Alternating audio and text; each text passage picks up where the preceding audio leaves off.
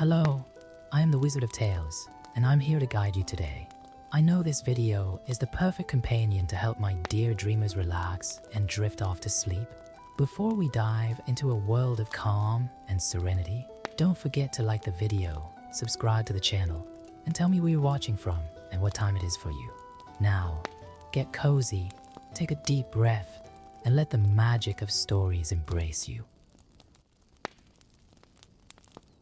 In a small village surrounded by a dense forest, with the smell of freshly baked bread hung in the air every morning, lived a 12-year-old girl known to everyone as Little Red Riding Hood. Her real name was Sophia, but ever since her grandmother had given her a beautiful handmade red cape, no one called her any different. The cape, sewn with love and dedication, had a hood so perfect that it seemed to have been tailor-made for her, and the little girl was rarely seen without her favorite garment. Helena, Little Riding Hood's mother, was a hard-working woman who had been running the village's only bakery on her own since she was widowed. Every morning, before the sun had even risen, she was already rolling up her sleeves, preparing dough, and baking the bread that fed the locals. The aroma emanating from her bakery was like a natural alarm clock for the whole village, and people said that just smelling it was enough to make the day start better. On that particular morning, which would later prove to be decisive in Little Riding Hood's life, the sky dawned with a different hue, more gray than usual, as if nature itself wanted to give her a warning.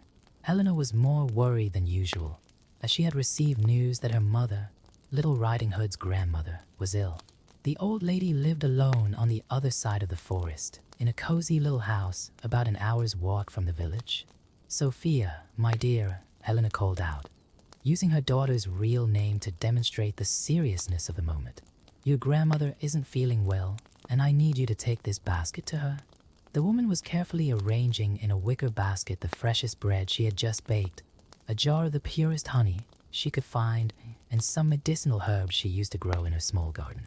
Little Riding Hood, who was helping to organize the shelves in the bakery, approached with interest. Her green eyes, inherited from her father, sparkled with the expectation of an adventure, even if it was just a simple delivery. The girl loved visiting her grandmother, and the stories she told about ancient times always fascinated her. "But you have to promise me something," Helena continued, holding her daughter's hands tightly. "Under no circumstances must you deviate from the main path. The forest can be dangerous, especially for a little girl on her own." Her eyes conveyed genuine concern, a reflection of the rumors circulating around the village about strange creatures that had been spotted among the trees in recent weeks. The girl nodded solemnly, although in her young heart there was no room for such fear. After all, she knew that path like the back of her hand, having walked it countless times with her mother. "I promise, Mama. I'll go straight to Grandma's and be back before nightfall." However, there was something different in the air that morning, as Little Riding Hood prepared to leave. Adjusting her red cloak and checking the content of her basket one last time, a pair of yellow eyes watched her from afar, hidden among the bushes that marked the beginning of the forest. It was Magnus, a wolf unlike any other that had ever inhabited these lands. His fur was as black as the darkest night, and his intelligence far surpassed that of his fellows. Magnus was no ordinary predator. He had learned to observe humans over the years, studying their habits and developing a unique ability to understand their language. His hunger was not just for meat, but for power and control. For months he had been planning something great, something that would forever change the balance between the forest dwellers and the villagers. When Little Riding Hood finally left, her red cape standing out against the green of the vegetation, Magnus felt that his opportunity had arrived. The girl represented everything he despised in human naivety: trust, innocence, and a sense of security that he considered foolish and unfounded. The path through the forest meandered between centuries-old trees, some so old that their tops intertwined at the top, creating a natural canopy that filtered the sunlight into dancing patterns on the leaf-covered ground. Little Riding Hood walked merrily along, occasionally pausing to admire a colorful flower or listen to the song of a particularly melodious bird. It was during one of these pauses that Magnus decided to make his approach. With silent, calculated steps, he emerged from behind a large tree, presenting himself not as the predator he was, but as a gentle forest dweller. His voice, when he spoke, was soft and melodious, completely different from the growl his species normally produced. "Good morning, little lady," he greeted, keeping a respectful distance. "What a beautiful red cape you have." His yellow eyes shone with a disturbing intelligence, but Little Riding Hood, in her innocence, saw only friendly curiosity in that gaze. The little girl, surprised but not frightened, responded to the greeting with the courtesy her mother had taught her. At that crucial moment, her mother's warnings seemed distant and hazy, as if they belonged to another world, a world where wolves didn't talk and flowers didn't dance in the breeze. What Little Riding Hood didn't realize was that this apparently chance encounter marked the beginning of a series of events that would test not only her courage and cunning, but also her ability to distinguish between appearances and reality. The forest, which had always been his safe playground, was about to reveal its darkest secrets, and the journey that had begun as a simple delivery would turn into an adventure that would forever change his understanding of trust, obedience, and the consequences of our choices. Magnus watched Little Riding Hood's every move carefully, noticing how she held the basket tightly against her chest. The aroma of fresh bread and honey reached his sensitive nostrils, but that wasn't what really interested him. There was something deeper to his plan, something that went beyond simply satisfying his hunger. "Where are you going in such a hurry, little one?" he asked, his velvety voice masking his true intentions. The wolf circled the girl at a calculated distance, his movements flowing like dark water. Little Riding Hood, still enchanted by the idea of a talking wolf, replied without hesitation, "I'm going to visit my grandmother who is ill. I'll bring fresh bread and honey so she can recover." Her words were full of pride in the mission her mother had entrusted her with. The wolf feigned genuine interest, his yellow eyes shining with false compassion. "What a devoted granddaughter you are, and where does your dear grandmother live?" As he spoke, Magnus was already mentally plotting the shortest route to the old woman's house. In a little house beyond the forest, next to the big oak tree, Little Riding Hood replied, completely forgetting her mother's warnings about talking to strangers. "It's the only house with red flowers in the window." Magnus suppressed a triumphant smile. "You know, little one," he said, his voice as melodious as a lullaby, "I noticed some beautiful flowers a little further on. I'm sure your grandmother would love a bouquet to brighten up her day of convalescence." The suggestion hit Little Riding Hood like a ray of sunshine through the clouds. "Really? How come I didn't think of that before?" she exclaimed, her green eyes shining with renewed enthusiasm. "The most beautiful ones are in that direction," said Magnus, pointing with his snout to a small clearing to the left of the main path. "They're rare flowers, which only bloom on special days like today." As Little Riding Hood was tempted to pick the flowers, a small voice in her mind tried to remind her of the promise she had made to her mother. But the idea of making her grandmother smile with a colorful bouquet seemed too strong to resist. "Maybe I can pick just a few," she muttered to herself, already turning off the main path.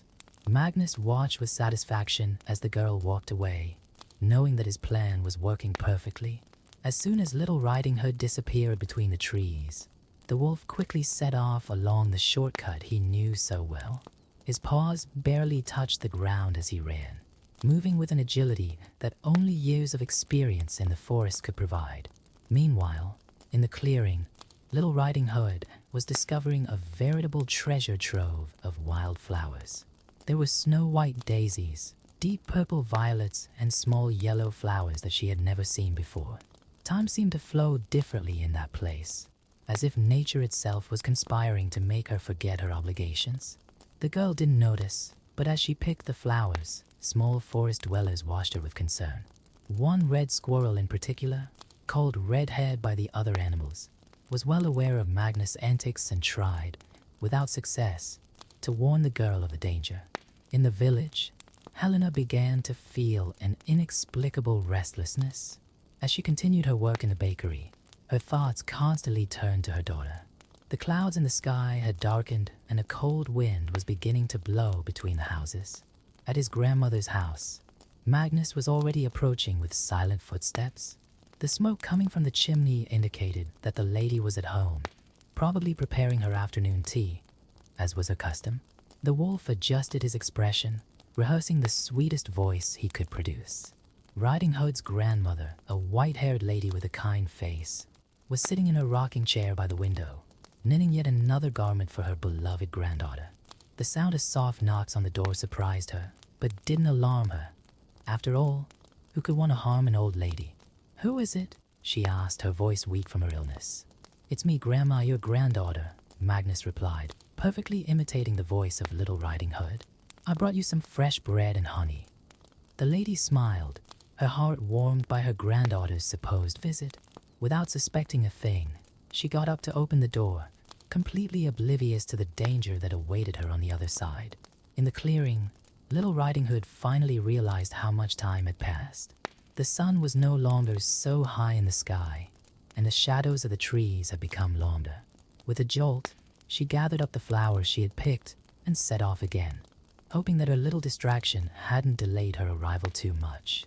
What she didn't know was that her decisions that day had triggered a series of events that would test not only her courage, but also her ability to right her own wrongs. The forest, which had always seemed so welcoming, was beginning to show its darkest face, and the road to her grandmother's house had never seemed so long and threatening. Red, the squirrel, followed the girl, jumping from branch to branch, determined not to lose sight of her.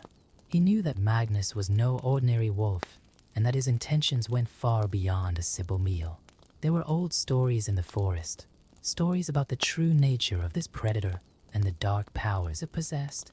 The wind was blowing harder now, making Little Riding Hood's red cape dance around her like a warning flag. The dark clouds in the sky seemed to follow her path, as if the weather itself wanted to warn her of the danger that awaited her. As Little Riding Hood hurried back through the forest, events at her grandmother's house took a dark turn. Magnus, after gaining entry to the house, revealed his true nature. The old woman barely had time to scream before the wolf cornered her. However, instead of attacking her as an ordinary predator would, Magnus had other plans.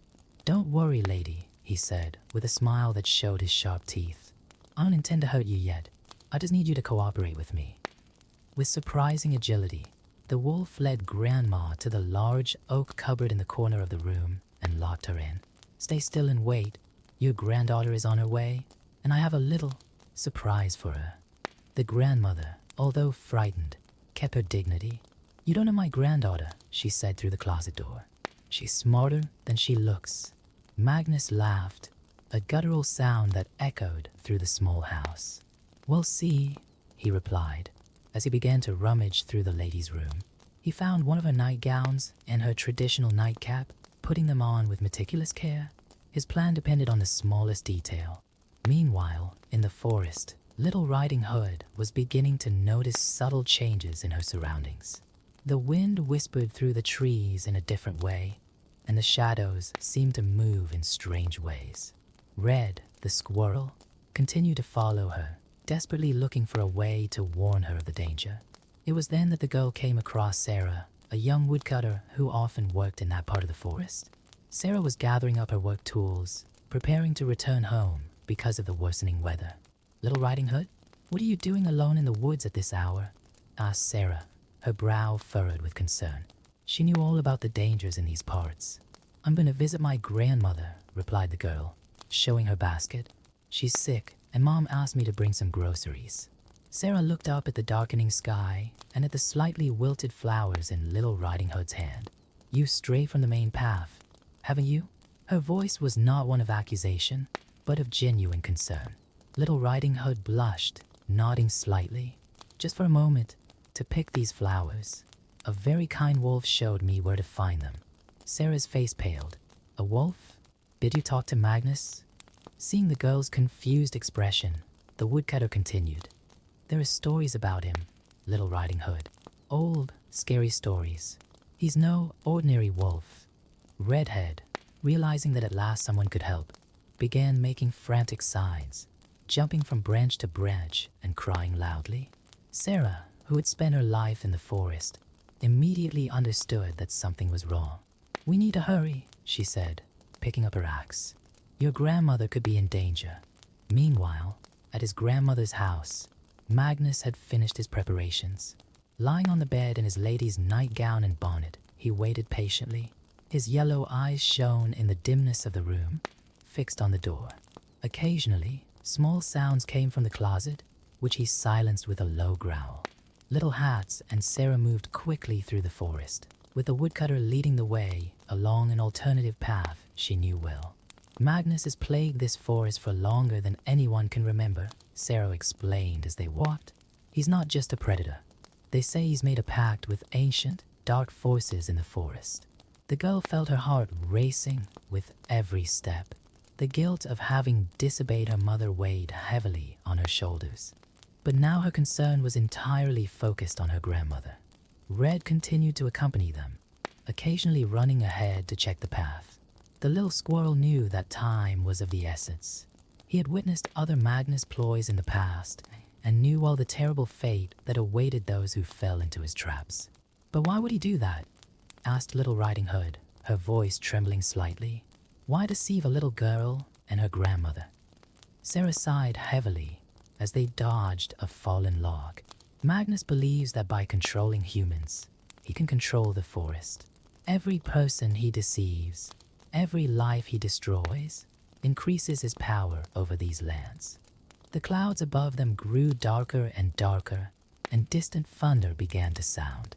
The forest seemed to respond to the tension of the moment, with the branches of the trees moving more agitatedly and the birds silencing their songs.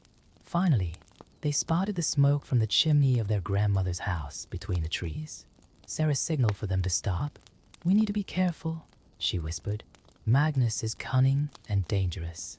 We can't just barge in. We need a plan." At that moment, Red began to make more urgent signals, pointing to a small window on the side of the house. Through it, they could see movement inside the room, a large, dark shape lying on his grandmother's bed. "He's in there," whispered Little Riding Hood, her face pale with worry. "What about my grandmother?" Sarah studied the situation with experienced eyes. Years of living in the forest had taught her to think quickly in dangerous situations. "First, we need to find out where your grandmother is. Then we need to get Magnus out of that house." The two looked at each other, knowing that what came next would require all their courage and cunning. The storm was approaching, and with it, the decisive moment of their confrontation with the wolf of the forest. Sarah and Chapeau silently approached the house, while Redhead continued his vigilant watch on the nearby branches. The woodcutter, with years of experience in dealing with dangerous situations in the forest, began to draw up a plan. "Did you notice that little sound coming from the closet?" whispered Sarah, her eyes attentive to every movement inside the house. "I bet your grandmother is locked in there." Magnus has always been more interested in mind games than direct violence. Chapeau nodded, feeling a mixture of relief that her grandmother was alive and guilt for having caused the whole situation. How can we help her without Magnus noticing? Sarah thought for a moment, looking at the axe in her hands. We need a distraction, something that will force Magnus out of the house, if only for a few minutes. It was then that Red began to make more animated signs, jumping between branches and pointing to other forest animals that were beginning to gather nearby. There were squirrels, rabbits, and even a few birds, all apparently responding to some kind of silent call from the little red squirrel. "That's it," exclaimed Sarah in an excited whisper. "The forest animals can help us. Magnus may be powerful, but even he has limits."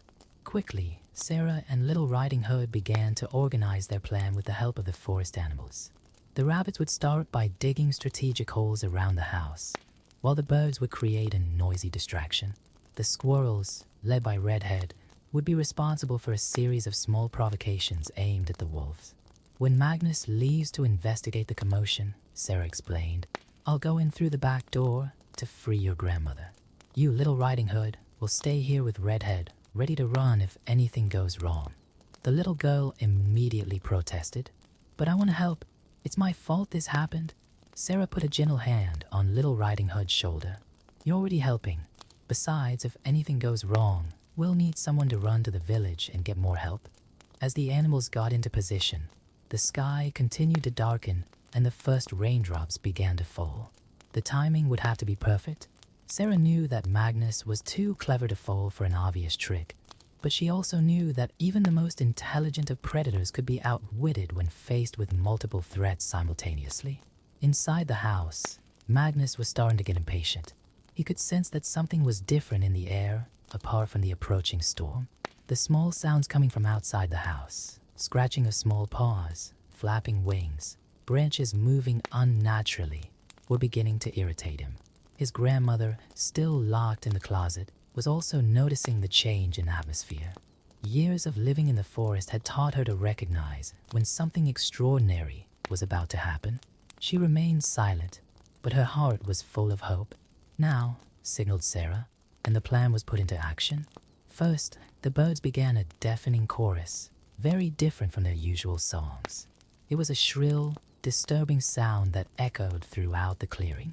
Simultaneously, the rabbits began hopping and tapping their paws on the ground in a frenetic rhythm, creating a vibration that could be felt inside the house. Magnus got out of bed, his instincts warning him of the danger. As he approached the window to investigate, Red and his fellow squirrels began their attack, throwing small nuts and sticks against the glass. The wolf growled in frustration. He knew something was wrong, but his pride wouldn't allow him to ignore such an affront to his territory. After a moment's hesitation, he decided that he needed to show those insolent creatures who really ran the forest. As soon as Magnus opened the front door, the animals stepped up their performance. The birds dived towards him, forcing him to dodge constantly, while the rabbits jumped between his feet, confusing his movements. Sarah seized the opportunity and, moving like a shadow, slipped through to the back door. With skill acquired from years of working in the forest, she managed to open it without making a sound. Inside the house, she quickly located the cupboard and, using her axe with surgical precision, managed to break the lock. Chapeau's grandmother emerged, pale but determined. "We need to get out of here," Sarah whispered, supporting the old woman. Outside, the situation was becoming increasingly chaotic. Magnus, enraged by the animal's attack, was beginning to show his true nature. His eyes glowed with a supernatural fire, and his form seemed to grow and distort in the shadows of the approaching storm. Little Riding Hood watched everything from her hiding place, her heart beating fast as she saw Sarah and her grandmother emerge discreetly through the back door. The plan was working, but something about Magnus' behavior worried her. The wolf didn't just look furious. There was something else, something dangerous and ancient awakening in his eyes. "Do you think you can fool me?" roared Magnus, his voice now very different from the seductive melody he had used before. "I am the lord of this forest. I am the very darkness among the trees." The storm finally burst upon them, bringing with it lightning that illuminated the scene ghostly. Sarah, her grandmother, and Little Riding Hood quickly gathered at the edge of the clearing, ready to flee, but they knew the night was far from over. Magnus turned towards them, his eyes meeting those of Little Riding Hood. At that moment, the girl understood that her adventure was about to reach its climax, and that the true consequences of her disobedience were only just beginning to unfold. Magnus' roar echoed across the clearing, mixing with the thunder of the storm. The rain was falling heavily now, turning the forest floor into slippery mud. Little Riding Hood, Sarah, and her grandmother stood together, while the forest animals continued their coordinated distraction. "You don't understand the true power of this forest, child," said Magnus, his voice carrying a supernatural echo. "For centuries, I've watched humans invade this territory, building their villages, cutting down trees, claiming that this land belonged to them." Sarah positioned herself protectively in front of Little Riding Hood and her grandmother, her axe firmly in her hands. "And you think terrorizing a little girl and an old lady is going to change that?" she challenged. A cruel smile formed on the wolf's muzzle. "Every soul I bend to will strengthens my hold on this forest. Every heart I corrupt with fear feeds my power." It was then that Little Riding Hood stepped forward, surprising everyone. The rain soaked her red cloak, but her green eyes shone with a newfound determination.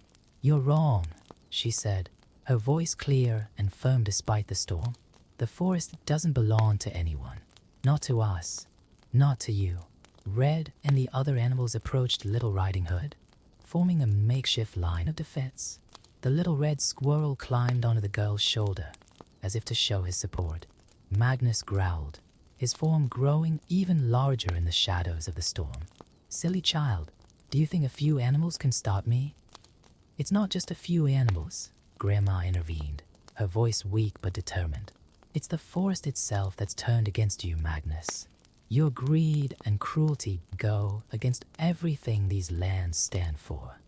As if responding to the lady's words, a strong wind began to blow, making the trees groan and bend.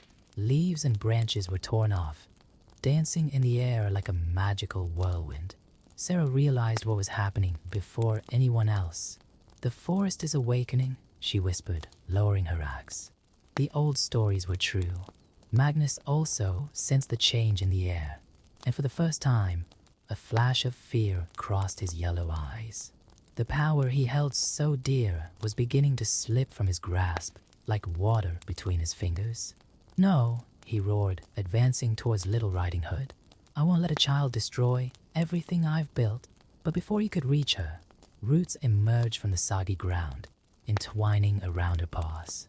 The animals of the forest, now in even greater numbers, surrounded the wolf, each contributing in their own way to stop it. Little Riding Hood felt a strange energy flowing through her, as if the forest itself was using her as a channel. Her red cape fluttered in the wind, no longer just a piece of fabric, but a symbol of something greater. "The forest doesn't need a lord," she declared, her voice blending in with the sound of the storm. "It needs guardians who respect and protect it."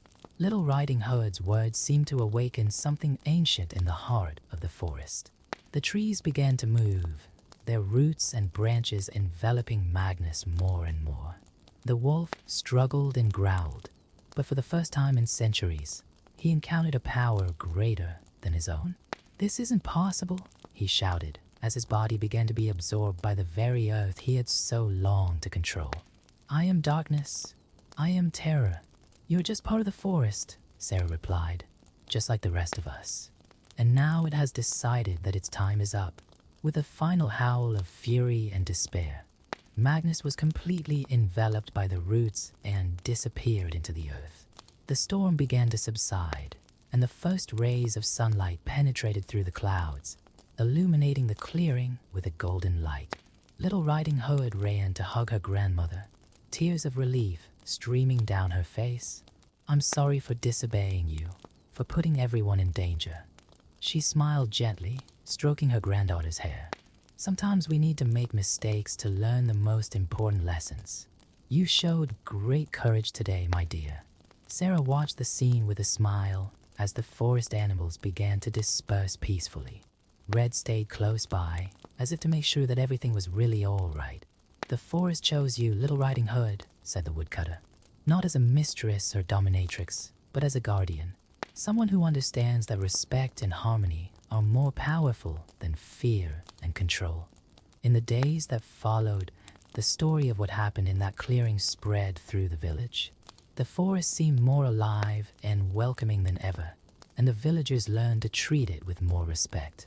Little Riding Hood continued to visit her grandmother regularly, but now she was always accompanied by Redhead and other forest friends. Her red cape became not just a piece of clothing, but a symbol of protection and harmony between the villagers and the nature that surrounded them. The little girl never forgot the lesson she had learned that day, that true strength lies not in dominating or controlling, but in respecting and protecting what we love. And so peace returned to the forest, not through the fear that Magnus had tried to spread, but through the love and understanding that Little Riding Hood had shown. And when people asked about the forest wolf, the elders just smiled and said that it had become part of the ancient trees, an eternal reminder that nature always finds its own balance.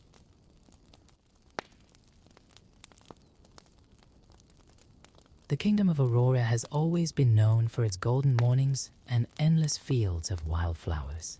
On the highest towers of the castle, colorful flags danced in the wind, celebrating the birth a few days ago of the long-awaited princess Aurora, first daughter of King Stephen and Queen Beatrice. After years of waiting and praying to the heavens, the kingdom finally had its heiress. The castle's great hall had been elaborately decorated for the little princess's presentation.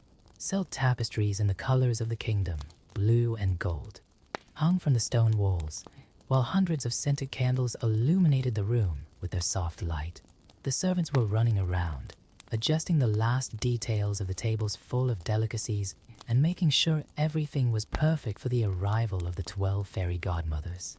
Queen Beatrice, still recovering from childbirth, smoothed her golden hair in front of the mirror while watching the crystal cradle where her daughter slept serenely.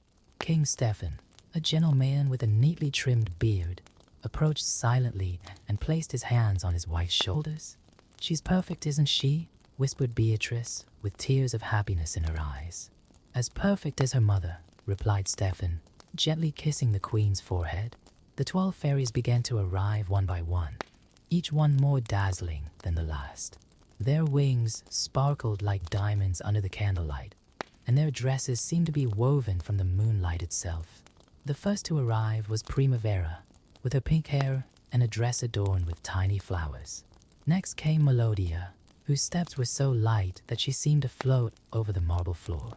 Each fairy brought with them a special gift for the princess, stored in small crystal jars that emitted a soft, mysterious glow. The guests began to take their places at the long tables in the hall, while musicians played their harps and flutes, creating a magical and solemn atmosphere. The blessing ceremony was about to begin when an unexpected icy wind blew out all the candles in the hall. The large oak doors opened with a bang, revealing a tall, dark figure. It was Maleficent, the 13th fairy, who had not been invited to the celebration. Her green eyes glowed with a frightening intensity, and her black dress seemed to be made of her own shadows. A deathly silence overtook the hall as she advanced towards the royal cradle, her staff tapping rhythmically against the floor. "What a lovely party," her voice echoed through the hall, laden with irony. "I imagine my invitation got lost somewhere along the way." King Stephen stood up, trying to keep his composure. "Maleficent, we didn't think you'd—" "That I what?" she interrupted, her cruel smile revealing perfectly white teeth. "That I'd like to take part? That I might also have something to offer your precious princess." Queen Beatrice instinctively placed herself between the fairy and her daughter's cradle, but Maleficent pushed her away with a simple hand gesture. The other fairies looked at each other, tense, knowing that they couldn't directly interfere in the actions of one of their sisters. "Since I'm here," continued Maleficent, leaning over the cradle, "I'll also give Princess Aurora my present." Her staff began to glow with a greenish, sinister light. On the day of her 15th birthday, the princess will stick her finger in a spinning wheel and die. The hall erupted in screams of horror as Maleficent laughed, her laughter echoing off the castle walls. Little Aurora began to cry, as if she understood the gravity of the curse she had just received. It was then that Luz, the youngest of the good fairies and the only one who hadn't yet offered her gift, came forward. Her silver hair reflected the moonlight coming through the tall windows, and her expression was one of determination. "I can't completely undo Maleficent's curse," she declared, her voice clear and firm, "but I can change it. When Aurora sticks her finger in, instead of death, she will fall into a deep sleep. And from this sleep, she will only awaken with the kiss of true love." Maleficent watched the intervention with a mocking smile on her lips. "As you wish," she said, spinning on her heels. "Fate is sealed." And with that, she disappeared in a cloud of green smoke, leaving behind only the echo of her cruel laughter. King Stephen, determined to protect his daughter, immediately ordered all the spinning wheels in the kingdom to be burned. Guards were sent to every village, every house, every barn, collecting and destroying any instrument that might pose a threat to the princess. The 11 remaining fairies gathered around the cradle, each offering their unique gifts: beauty, grace, music, wisdom, kindness, and other attributes that would make Aurora an extraordinary princess. But even with all these blessings, the shadow of Maleficent's curse hung over the castle like a dark cloud on a summer's day. Queen Beatrice, still trembling, held her daughter in her arms, silently promising that she would do everything in her power to protect her. King Stephen, for his part, immediately began planning ever stricter security measures, determined to prevent the prophecy from being fulfilled.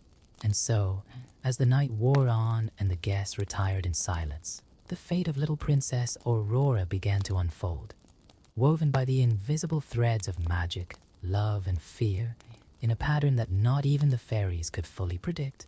The years following the celebration of Aurora's birth were marked by drastic changes in the kingdom. King Stefan, consumed by concern for his daughter's safety, transformed the once cheerful castle into a fortress of rules and restrictions. Guards were stationed in every corridor, and visitors were thoroughly examined before entering the royal gates.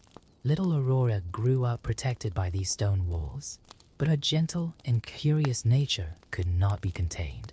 At the age of 5, her golden hair, like her mother's, already reached her waist, and her blue eyes shone with a vivacity that charmed everyone who met her.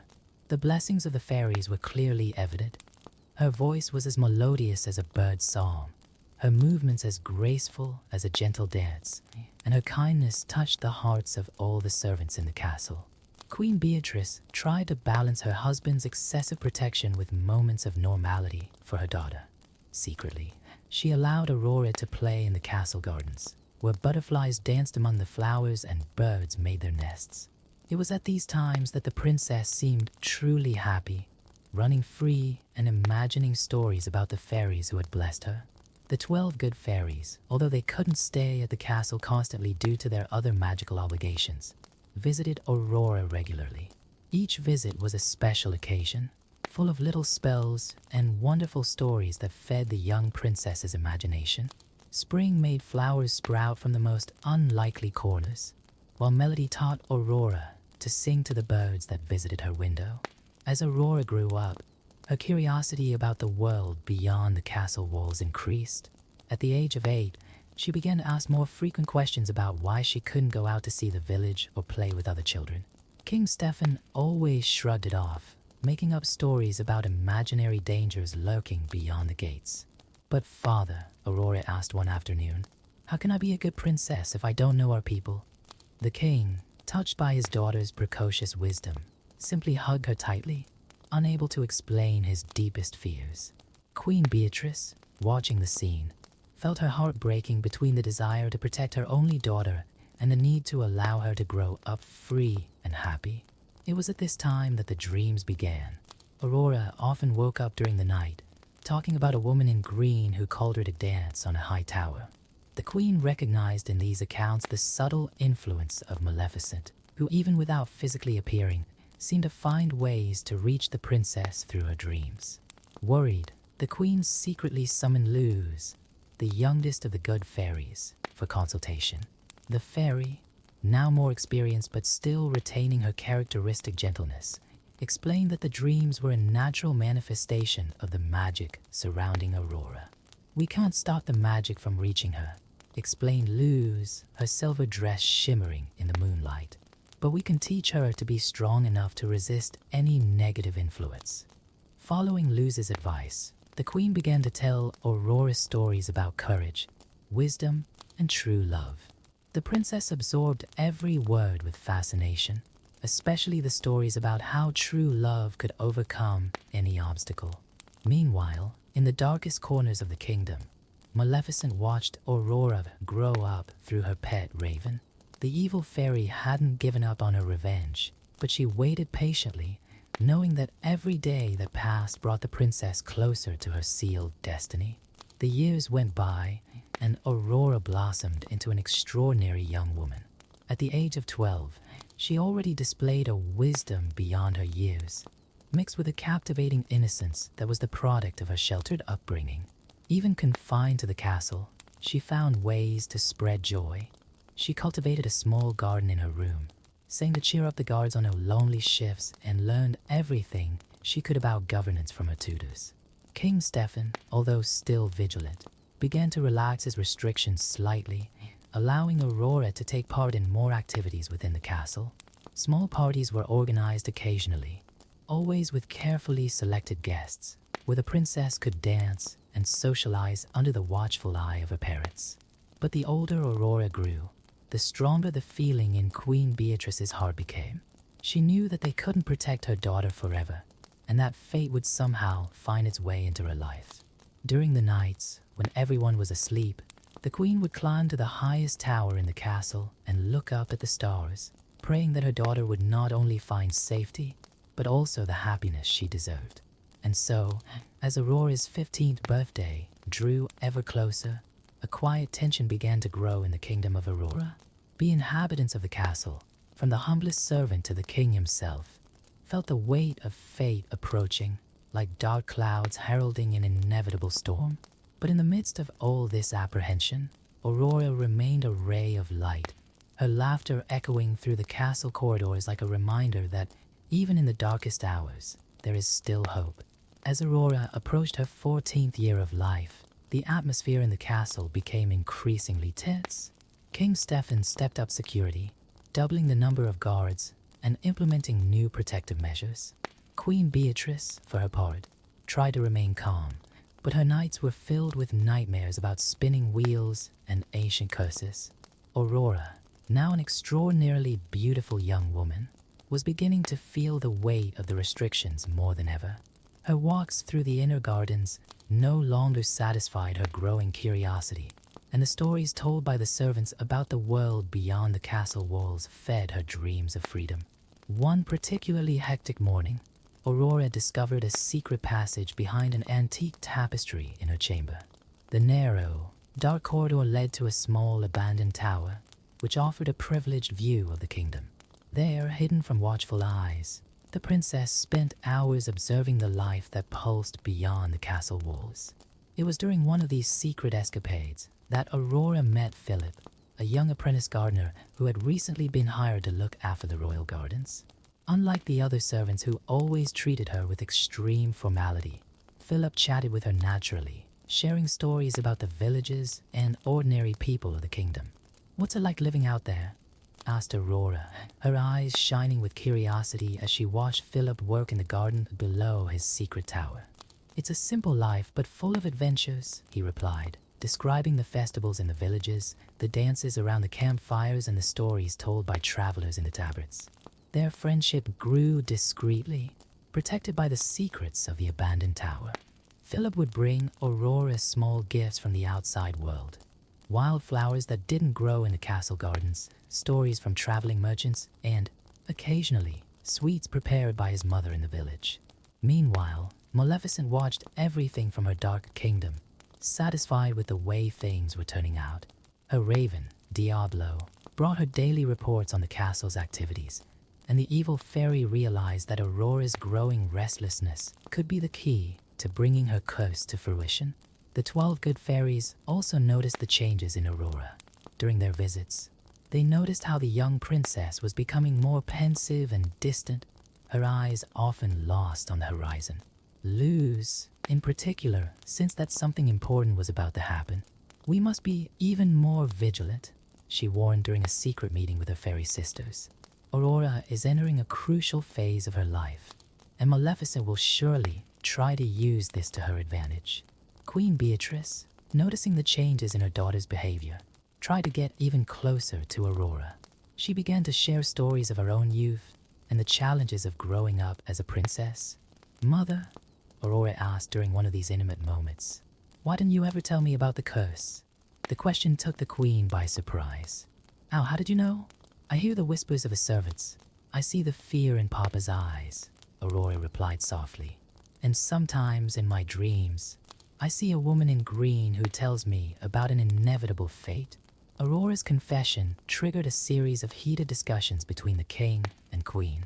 Stefan wanted to increase the restrictions even further, while Beatrice argued that it was time to tell her daughter the truth. "She has a right to know," insisted the queen. "How can we protect her from something she doesn't even know exists?" While the adults debated their fate, Aurora continued her secret meetings with Philip. Their friendship was beginning to develop into something deeper, although neither dared to admit it. "Sometimes I dream that I'm free like the birds," Aurora confided to Philip one golden afternoon. "That I can fly beyond these walls and discover the world for myself." Philip, who had long since realized that his feeling for the princess went beyond simple friendship, replied carefully, Perhaps one day you will be able to. But for now, let me be your eyes on the outside world. What neither of them knew was that Maleficent had bewitched Diablo into taking the form of one of the many birds that Aurora fed in her window. Through him, the evil fairy not only watched, but also began to subtly plant ideas of rebellion in the young princess's mind. As Aurora's 15th birthday approached, her dreams of the woman in green became more frequent and vivid. In each dream, Maleficent showed the princess tantalizing visions of freedom and adventure, always guiding her towards a mysterious tower where a spinning wheel awaited. The good fairies, sensing Maleficent's growing influence, redoubled their efforts to protect Aurora. Each, in their own way, tried to strengthen the princess's spirit against the temptations of darkness. Spring taught her about the beauty of patience through the cultivation of rare flowers, while Melody showed her how music could be a refuge in moments of solitude. But it was the budding love between Aurora and Philip that seemed to be the most effective protection against Maleficent's influence. Every smile shared, every kind word exchanged, every moment of mutual understanding strengthened Aurora against the shadows that tried to seduce her. And so, while the entire kingdom prepared for the inevitable confrontation with fate, a love story blossomed silently in the shadows of a forgotten tower, like a stubborn rose growing between the stones of an ancient wall. The weeks leading up to Aurora's 15th birthday brought a remarkable change in the castle's atmosphere. Preparations for the base celebration were underway, but there was a palpable tension in the air. King Stefan, consumed by anxiety, could hardly sleep, spending his nights walking the castle corridors and personally checking every guard post. Aurora, for her part, found more and more comfort in her secret meetings with Philip in the abandoned tower. Their conversations were now deeper, filled with meaningful glances and eloquent silences. On one particularly memorable afternoon, Philip brought with him a small harp, a gift from his grandmother, and taught Aurora an ancient love song from the kingdom. My grandmother used to say that this melody has the power to chase away the shadows, he explained, gently guiding Aurora's fingers across the strings of the instrument. The soft sound echoed through the tower, creating a moment of peace amid the castle's growing restlessness. Maleficent, watching through Diablo's eyes, realized that she had to act quickly. The growing love between Aurora and Philip threatened to strengthen the princess against her influence. During the night, the evil fairy began to intensify her attacks through Aurora's dreams, mixing tempting visions of freedom with seductive whispers about a mysterious tower where all her questions would be answered. Queen Beatrice, noticing the growing weariness in her daughter's eyes, finally decided to take action. One quiet morning, she took Aurora for a private stroll in the castle's remote gardens. "My dear," she began, holding her daughter's hands, "it's time you knew the whole truth about your destiny." With tears in her eyes, the queen revealed the full story of Maleficent's curse and the modification made by Luz. Aurora listened in silence, several pieces of the puzzle of her life finally falling into place. "So that's why I have these dreams," murmured Aurora, "and why I've never been able to leave the castle." The revelation, instead of terrifying Aurora as her parents had feared, seemed to give her new strength. Knowing her enemy made the battle more real, more tangible. That night, when she met Philip, she shared all her burdens with him. "No matter what happens," Philip promised, holding her hands tightly, "I'll be by your side to face it." The 12 good fairies, realizing that the crucial moment was approaching, began to take turns guarding the castle. Luz, in particular, began to carefully observe Aurora's dreams, trying to create barriers against Maleficent's influence. As the day of her birthday approached, strange events began to occur in the castle. Unexplained shadows danced across the walls, and mysterious sounds echoed through the night. The guards reported glimpses of a large black raven that seemed to be everywhere at once.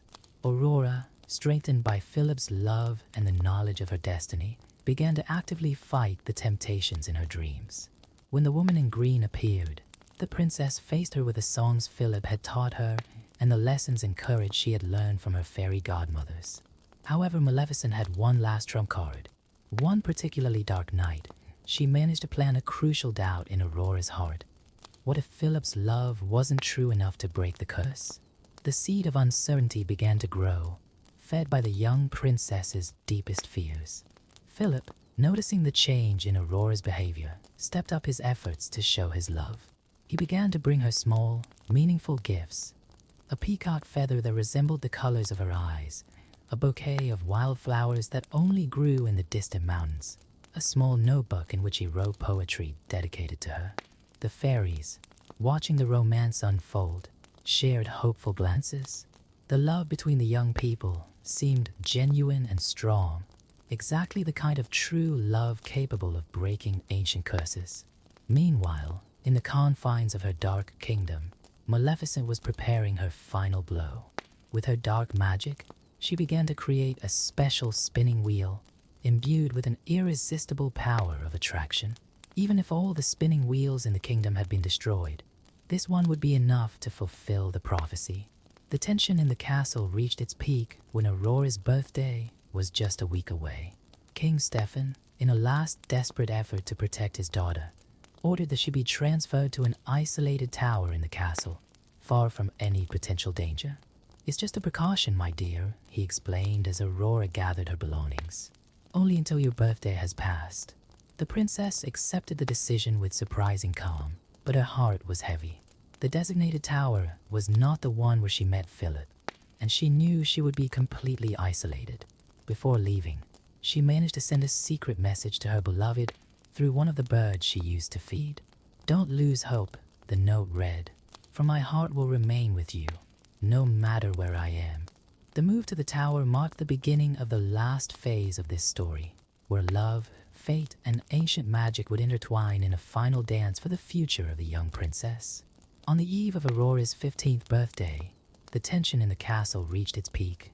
The princess watched the sunset through the window of her secluded tower, her thoughts divided between Philip and her increasingly intense dreams of Maleficent.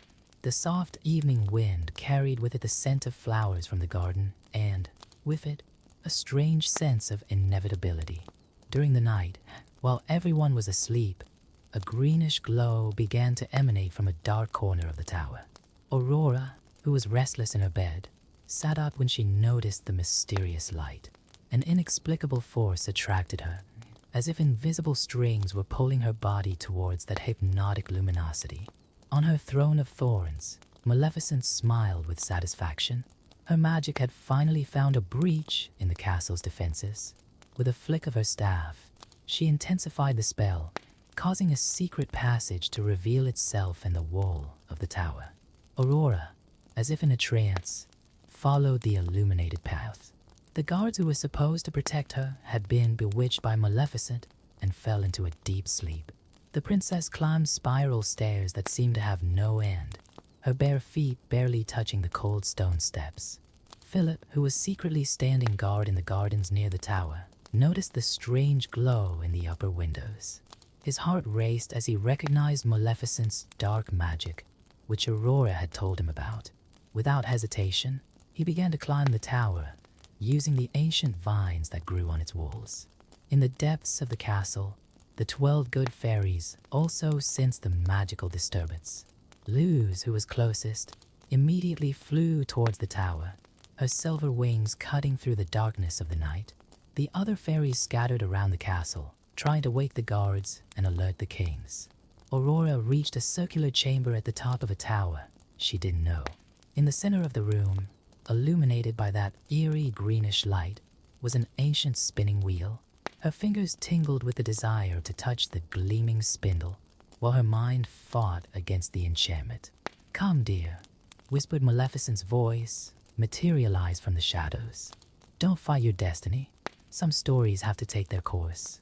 The princess hesitated, the lessons of courage from her fairy godmothers and Philip's love fighting against the dark magic that clouded her thoughts. "You can't force me," she said, her voice trembling slightly. Maleficent laughed, a cold sound that echoed off the stone walls. "I don't need to force you, my dear. The curiosity in your heart will do it for me.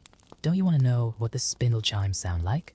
Don't you want to find out if your gardener prince really loves you enough to break the curse? Just then, Philip reached one of the chamber's windows.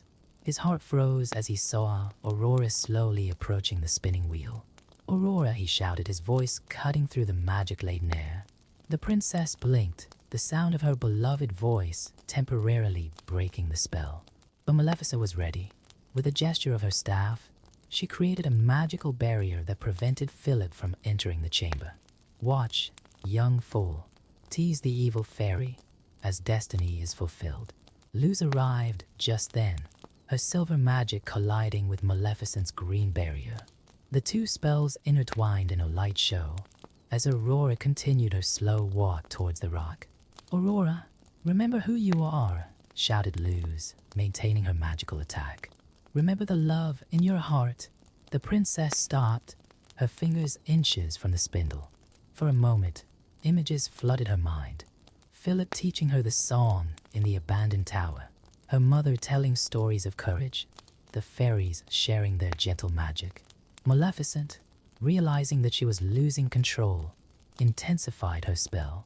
"Touch him," she commanded, her voice charged with power. "Complete your destiny." At that crucial moment, Philip managed to find a gap in the magical barrier. Throwing himself through it, he ran towards Aurora. His fingers almost reached hers, but it was too late. The princess's finger touched the tip of the spindle, and a single drop of blood fell to the stone floor. Aurora staggered, her eyes meeting Philip's one last time before she fell.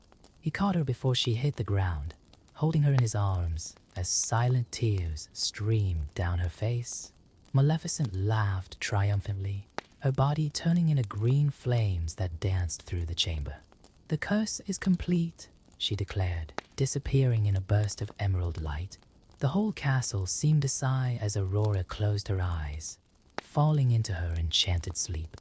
Flowers began to sprout from the stones on the floor, covering the chamber with their wild beauty. The 12 good fairies arrived one by one, their faces marked by sadness and determination. "All is not lost," said Luz, approaching Philip, who still held Aurora in his arms.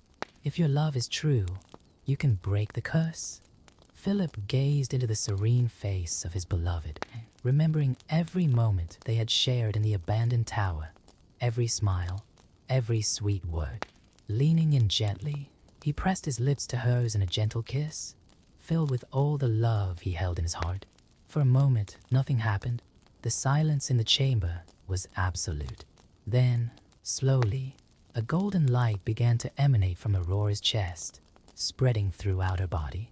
Her eyelids fluttered and finally opened, revealing those blue eyes that Philip loved so much. "You've come," she whispered, smiling. The castle erupted in celebration. King Stefan and Queen Beatrice, who had just arrived in the chamber, rushed to embrace their daughter. The fairies danced in the air, their colorful magic creating a light show that rivaled the sunrise. And so, true love proved stronger than the most powerful of curses. Aurora and Philip were married in a magnificent ceremony, where the 12 good fairies served as godmothers. The kingdom of Aurora entered a new era of peace and prosperity, where the magic of true love continued to protect its inhabitants for many generations. As for Maleficent, it is said that she still wanders the shadows of the kingdom, bitter and lonely, a reminder that hatred and revenge can never triumph over the power of true love.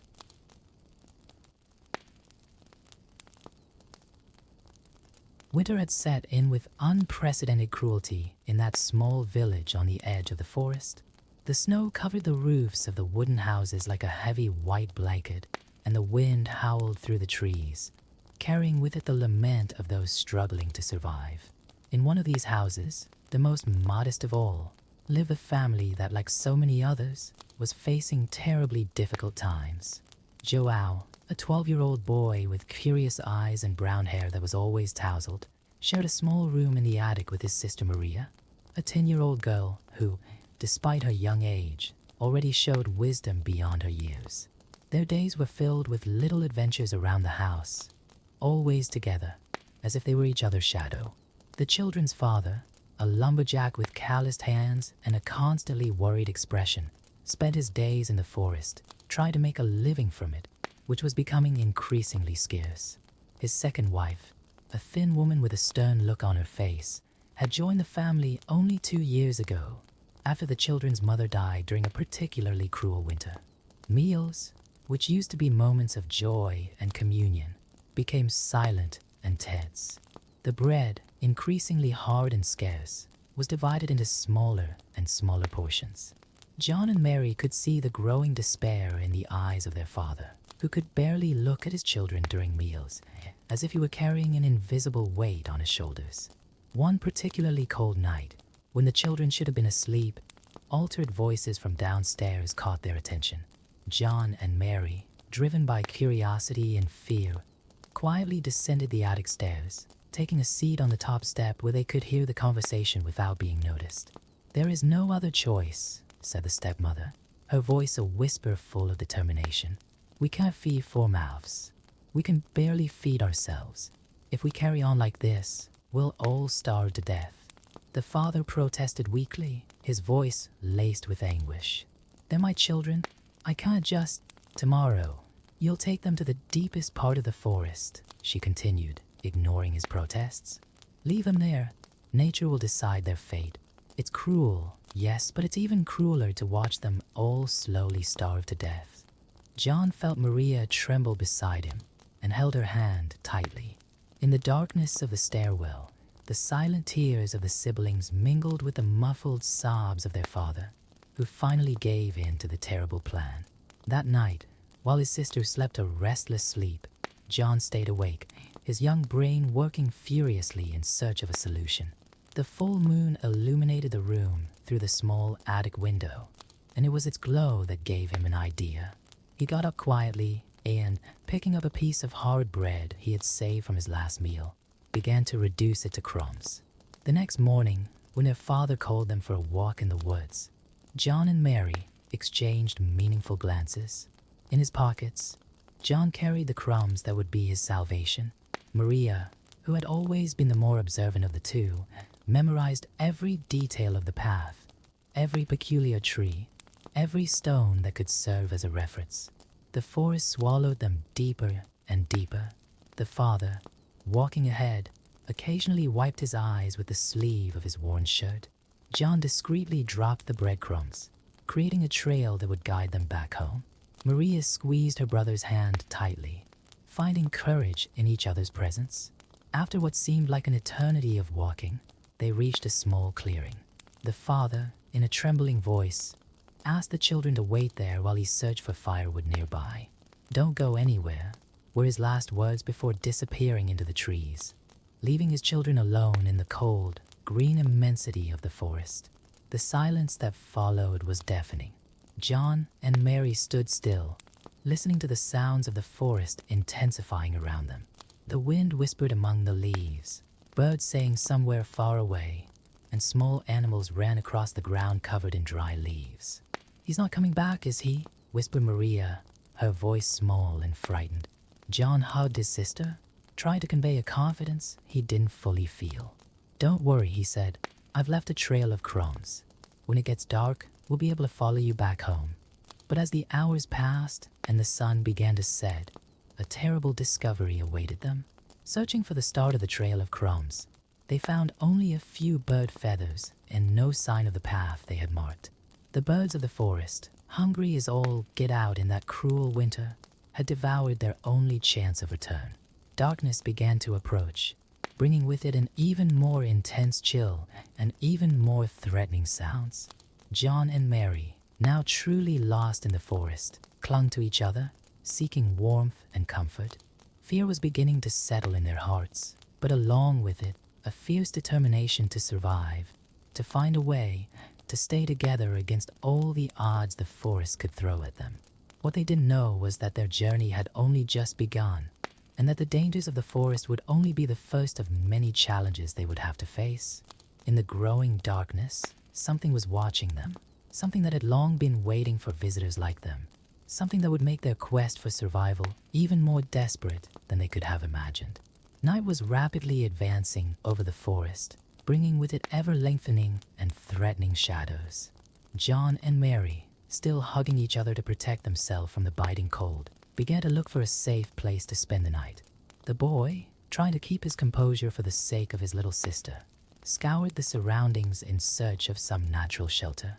"There," exclaimed Maria, pointing to a large fallen tree whose exposed roots formed a kind of natural hollow.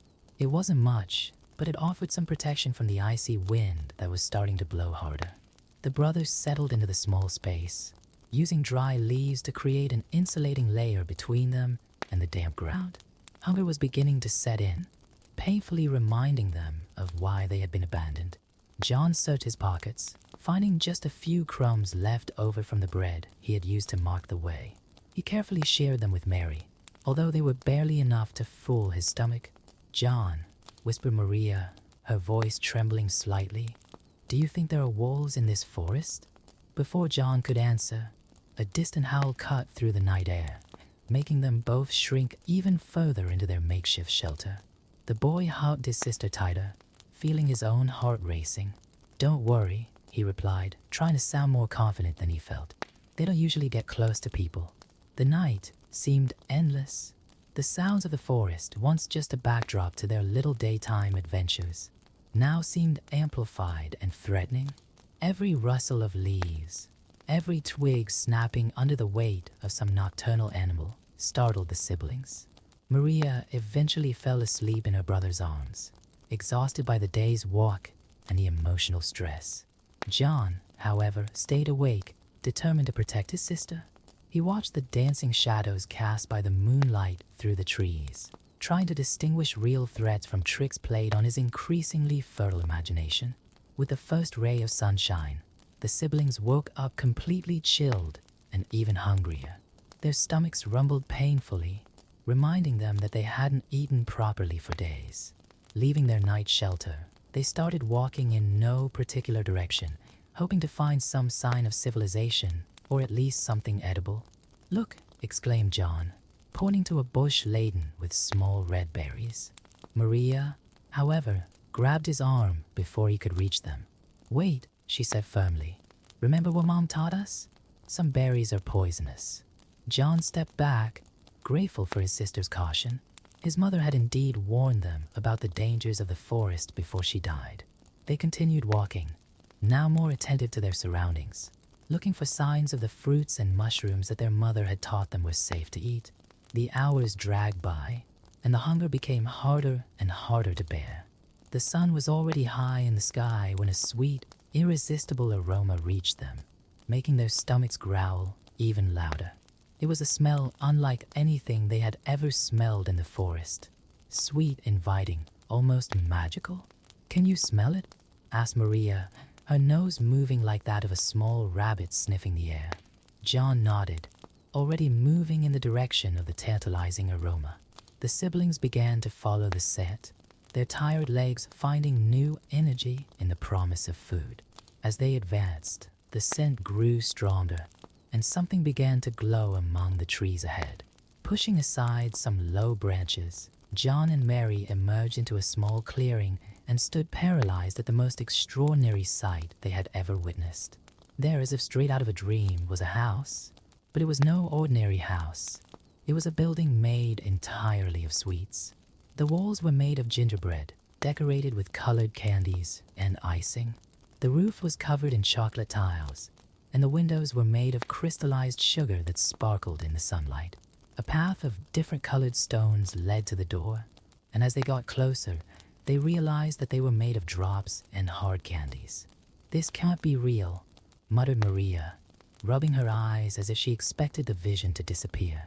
John approached cautiously and touched one of the walls. His fingers sank lightly into the soft honey bread, and he brought a small piece to his mouth. The taste was more delicious than anything he had ever tasted. "It's real," he exclaimed, already plucking another, larger piece from the wall. "Maria, it's all real food." The hunger that tormented them overcame any vestige of caution. The brothers began to devour pieces of the house, alternating between the gingerbread on the walls and the colorful candies that decorated them.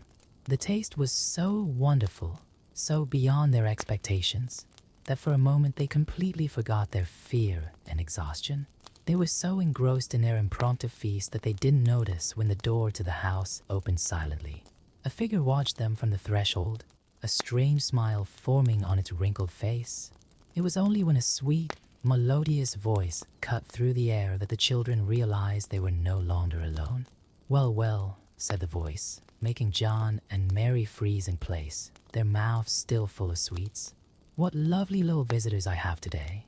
The person at the door was a kind-looking lady, dressed in colorful clothes and an immaculate white apron. Her eyes, however, had a strange glint that made John instinctively take a step in front of his sister. "Poor things, you must be starving," the lady continued, opening the door wider in an inviting gesture. "Why don't you come in? I've got lots more goodies inside, and you look like you could use a nice hot dinner." John and Mary looked at each other, torn between the fear of the unknown and the hunger that had not yet been completely satisfied by the sweets in the house. The lady continued to smile, patiently, as if she had all the time in the world to wait for their decision. What the brothers couldn't know was that, behind that kind smile and the promise of more treats, lurked a danger far greater than anything they had faced so far in the forest. The candy house was just the beginning of an ordeal that would test not only their courage, but also their cunning and, above all, the bond that united them as brothers. The lady stepped forward, and the light coming from inside the house created strange shadows on her wrinkled face. John squeezed Maria's hand, feeling his sister tremble slightly. Hunger, however, spoke louder than fear, and the delicious aroma coming from inside the house was simply irresistible. "Come, come," urged the lady, her voice as sweet as the honey that decorated the walls. "A nice hot soup will do you a lot of good. You're so skinny." With hesitation, the children followed the old woman into the house. The inside was even more impressive than the outside. Candied sugar furniture gleamed under the light of scented candles, and curtains made of caramel threads waved gently. A large wooden table occupied the center of the room, covered with a tablecloth that seemed to be woven from cotton candy. Sit down," said the lady, indicating 2 stools next to the table. "I'm going to prepare something special for you." As she moved around the kitchen, John and Mary observed every detail of the room. Despite its sweet and welcoming appearance, there was something disturbing in the air. On the walls, John noticed strange marks, as if someone had scratched the sweet surface. Maria, for her part, couldn't take her eyes off a large cage in the corner of the room, partially covered by a dark cloth. The lady soon returned with 2 steaming bowls of soup, the aroma of which made the children's stomachs rumble even more. "Eat it all," she said, her eyes shining in a strange way. "You need to get your strength back." The children began to eat greedily, but John noticed that his hostess kept her eyes on them, especially on her fingers, as if she were evaluating them. The soup was delicious, but there was a strange taste that he couldn't identify, something that made his tongue tingle slightly. "What are your names, dears?" asked the lady, taking a seat at the head of the table. "I'm John, and this is my sister Mary," replied the boy, noticing that his voice sounded more slurred than usual. His head was beginning to feel heavy, and the candles seemed to create dancing shapes on the walls. "What lovely names," smiled the lady, but her smile now seemed different, more predatory. "You could call me Griselda." Maria had already finished her soup, and her eyes were beginning to close against her will. John struggled to stay alert, but his limbs felt heavier and heavier. The last thing he saw before succumbing to sleep was Griselda's smile, turning into something terrible, and her eyes glowing with a green, unearthly light. When John woke up, he found himself inside the large cage he had noticed earlier. His hands and feet were tied with ropes made of licorice, and his head was still spinning from the effects of the potion Griselda had put in his soup. Maria was in a separate cage, still unconscious. "Ah, she's finally awake," said Griselda, her voice now completely different from the melodious one that had greeted them. It was harsh and cruel, matching her true appearance, which was now revealed. A witch with long, twisted fingers, a pointed nose and eyes that shone with an ancient malice. "What are you going to do to us?" asked John, trying to keep his voice steady despite the fear he felt.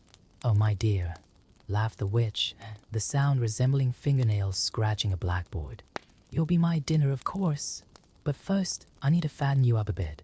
You're too thin for a good meal." At that moment, Maria began to awaken, her eyes widening in horror as she realized her situation. The witch approached her cage, appraising her with critical eyes. The girl first, decided Griselda. Younger children are always more tender.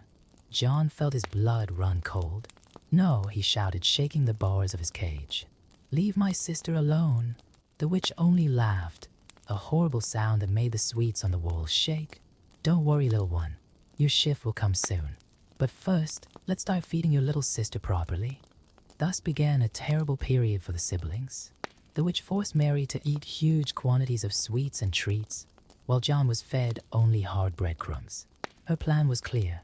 She wanted to fatten Mary up first, keeping John too weak to try anything.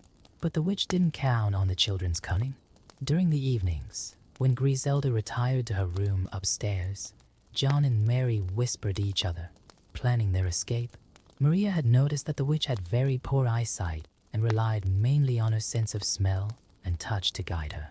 John, for his part, carefully observed the witch's routine, memorizing every detail of her habits. Every morning, Griselda would check on Maria's progress by asking her to extend a finger through the bars of the cage. The witch poked it, grumbling about how the girl was still too thin. What she didn't know was that Maria, following John's idea, had started extending a small chicken bone they had found on the floor of the cage, deceiving the witch about her true state. The days turned into weeks, and the witch's patience began to wear thin. Maria remained thin despite all the food, and John, although weak from lack of food, kept his mind sharp, observing and planning. The children knew they had to act soon, before Griselda realized the trick or decided she had waited long enough. One particularly dark night, while the witch was snoring in her room, John whispered to his sister, "Tomorrow, Maria. Tomorrow we'll try. Remember the plan?" Maria nodded in the darkness, clutching the chicken bone in her hand. "I remember, John, but I'm scared." "I'm scared too," John admitted, "but it's our only chance. We have to outsmart her."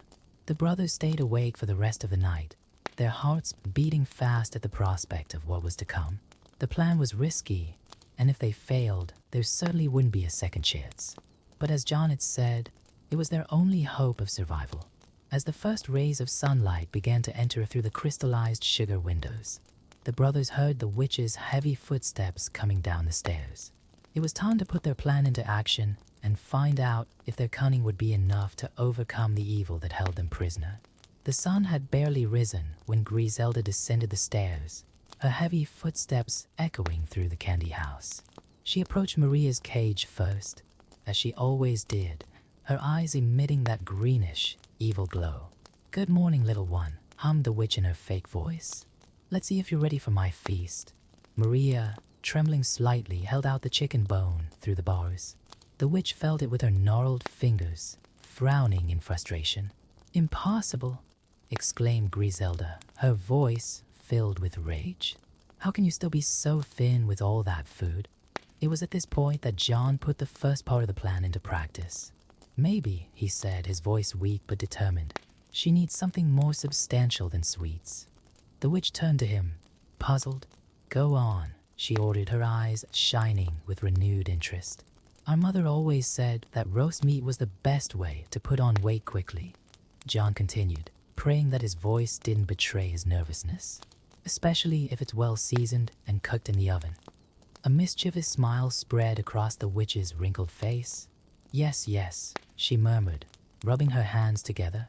"That makes sense, and I happen to have an excellent oven." Griselda moved quickly through the kitchen, lighting the large stone oven that took up an entire wall. The flames soon began to crackle, casting dancing shadows across the candy house. "I need to check that it's the right temperature," said the witch, more to herself than to the children. "It has to be perfect." John and Mary exchanged meaningful glances. It was exactly what they had planned. The witch was so engrossed in her preparations that she didn't notice when John started fiddling with the lock of his cage with a piece of wire he had found a few days earlier. "Come here, little girl," Griselda ordered, opening Maria's cage. I want you to help me check the oven." Maria hesitated, but knew she needed to keep the witch distracted while John worked on her release. She approached the oven with faltering steps, observing the flames that licked the inside of the stone structure. "I can't see properly if it's hot enough," complained the witch, her poor eyes hampering her assessment. "Get in there and tell me how the flames are." Maria took a step back, feigning fear. "I don't know how to do that," she said, her voice trembling. Griselda snorted with impatience. "You fool! Just go in and look. Like this, look." The witch leaned into the oven, demonstrating what she wanted Maria to do. At that very moment, John finally managed to open his cage.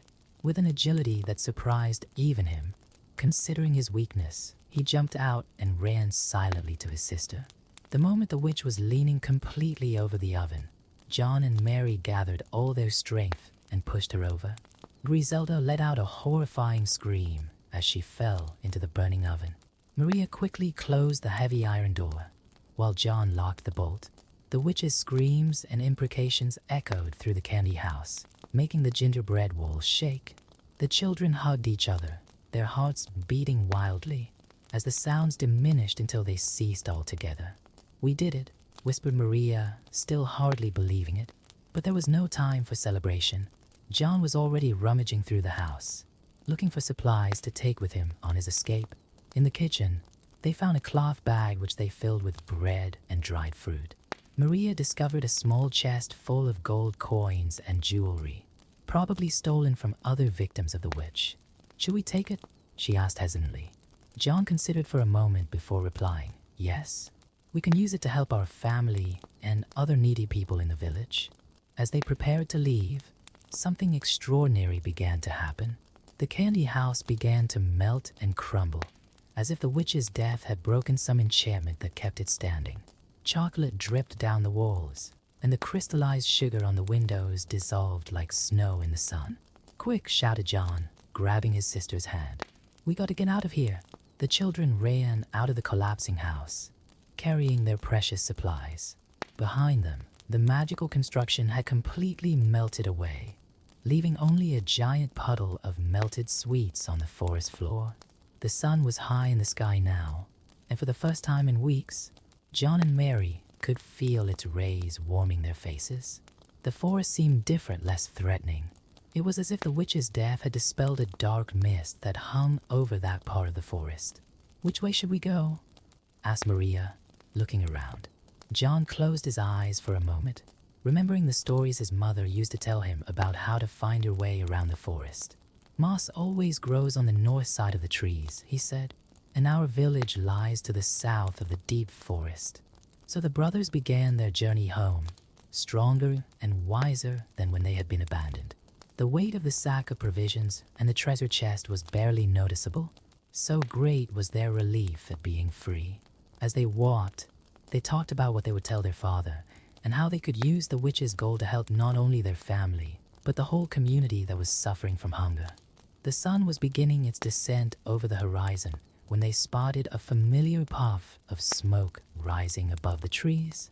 "It's the chimney of the blacksmith's house," exclaimed Maria, recognizing the pattern of the smoke. The brothers' hearts were filled with renewed hope. They were almost home, but they knew that their adventure had changed their lives forever. They were no longer just two frightened children in the forest. They were survivors who had faced evil and won through their cunning and brotherly love. "Dad, Father," Maria's joyful cries cut through the air as she and John ran towards the little wooden house they knew so well. The woodcutter, who was sitting on a tree stump in front of the house with his face buried in his hands, raised his head when he heard the familiar voices of his children. His eyes, red and swollen from crying, widened in disbelief. In an instant, he was on his feet, running towards the children with open arms. The encounter was an explosion of emotions. Tears, hugs, and words of joy and regret. "My children, my dear children," the father sobbed, clutching them to his chest as if he feared they would disappear again. "Forgive me, please forgive me. I should never have—" "It's all right, Dad," John interrupted, his voice soft and understanding. "We know you had no choice." His stepmother, drawn by the commotion, appeared at the door. Her normally stern face showed signs of surprise and, curiously, relief. In the days since abandoning the children, the weight of her decision had begun to eat away at her conscience. "You've come back," she said, her voice trembling slightly. "But how?" Maria and John looked at each other, a silent understanding passing between them. They decided at that moment that some parts of their story would be better kept secret. After all, who would believe a house made of sweets in an evil witch? "We found help in the forest," replied John diplomatically, adjusting the weight of the bag of provisions on his shoulders. "And we brought something that can help not only our family, but the whole village." Carefully, he opened the sack and showed its contents, first revealing the food they had collected. Then Maria presented the small chest. When she opened it, the glitter of gold and jewels made the adult's eyes widen in amazement. "Mercy!" exclaimed the stepmother, putting her hands to her mouth. "Where did all this come from?" "It's a gift," said Maria firmly, "to help people who are starving." In the weeks that followed, remarkable transformation took place in the small village. The treasure found by the children was used wisely. They bought seeds to plant, animals to raise, and tools to work the land. The father, now freed from the constant worry about immediate survival, was able to devote his time to teaching other families more efficient farming techniques. The stepmother, touched by the generosity of the children she had condemned, changed profoundly. Her heart, previously hardened by bitterness and fear of hunger, began to open. She became a central figure in organizing community efforts, ensuring that no family went without. John and Mary grew up respected in the community, not only for their mysterious good fortune, but above all for the wisdom they showed despite their young age. At night, when the younger children of the village gathered around the fire, they would tell stories, some true, some imagined, about the dangers and wonders of the deep forest. Sometimes, when they were alone, the brothers would talk about their adventure in the candy house. Although the horror of those days never completely left them, they also remembered how that experience had strengthened the bond between them and taught them valuable lessons about courage, cunning, and the importance of trusting each other. "You know, John," Maria said one afternoon, as they watched the sunset from the attic window they still shared, "sometimes I wonder if other lost children found that clearing after the candy house melted." John smiled, taking his sister's hand. "If they did, I hope they only found wild flowers and edible mushrooms. The witch is gone, and with her evil magic." Time passed, and the story of John and Mary became a legend in the village, whispered from generation to generation. It told of two children who faced adversity with courage and came back not only with gold, but with something much more valuable: the wisdom that true treasure lies in the love between siblings and the strength that comes from facing fears together. The winters were still harsh, but the village was now prepared to face them. The families had learned to work together, share resources, and look after each other. And when the snow covered the roofs and the wind howled through the trees, people gathered in their warm homes, telling stories about two brave children who changed the fate of an entire community. John and Mary grew up keeping the memory of their adventure alive, not as a horror story, but as a reminder that even in the darkest of situations, hope and cunning can light the way back home.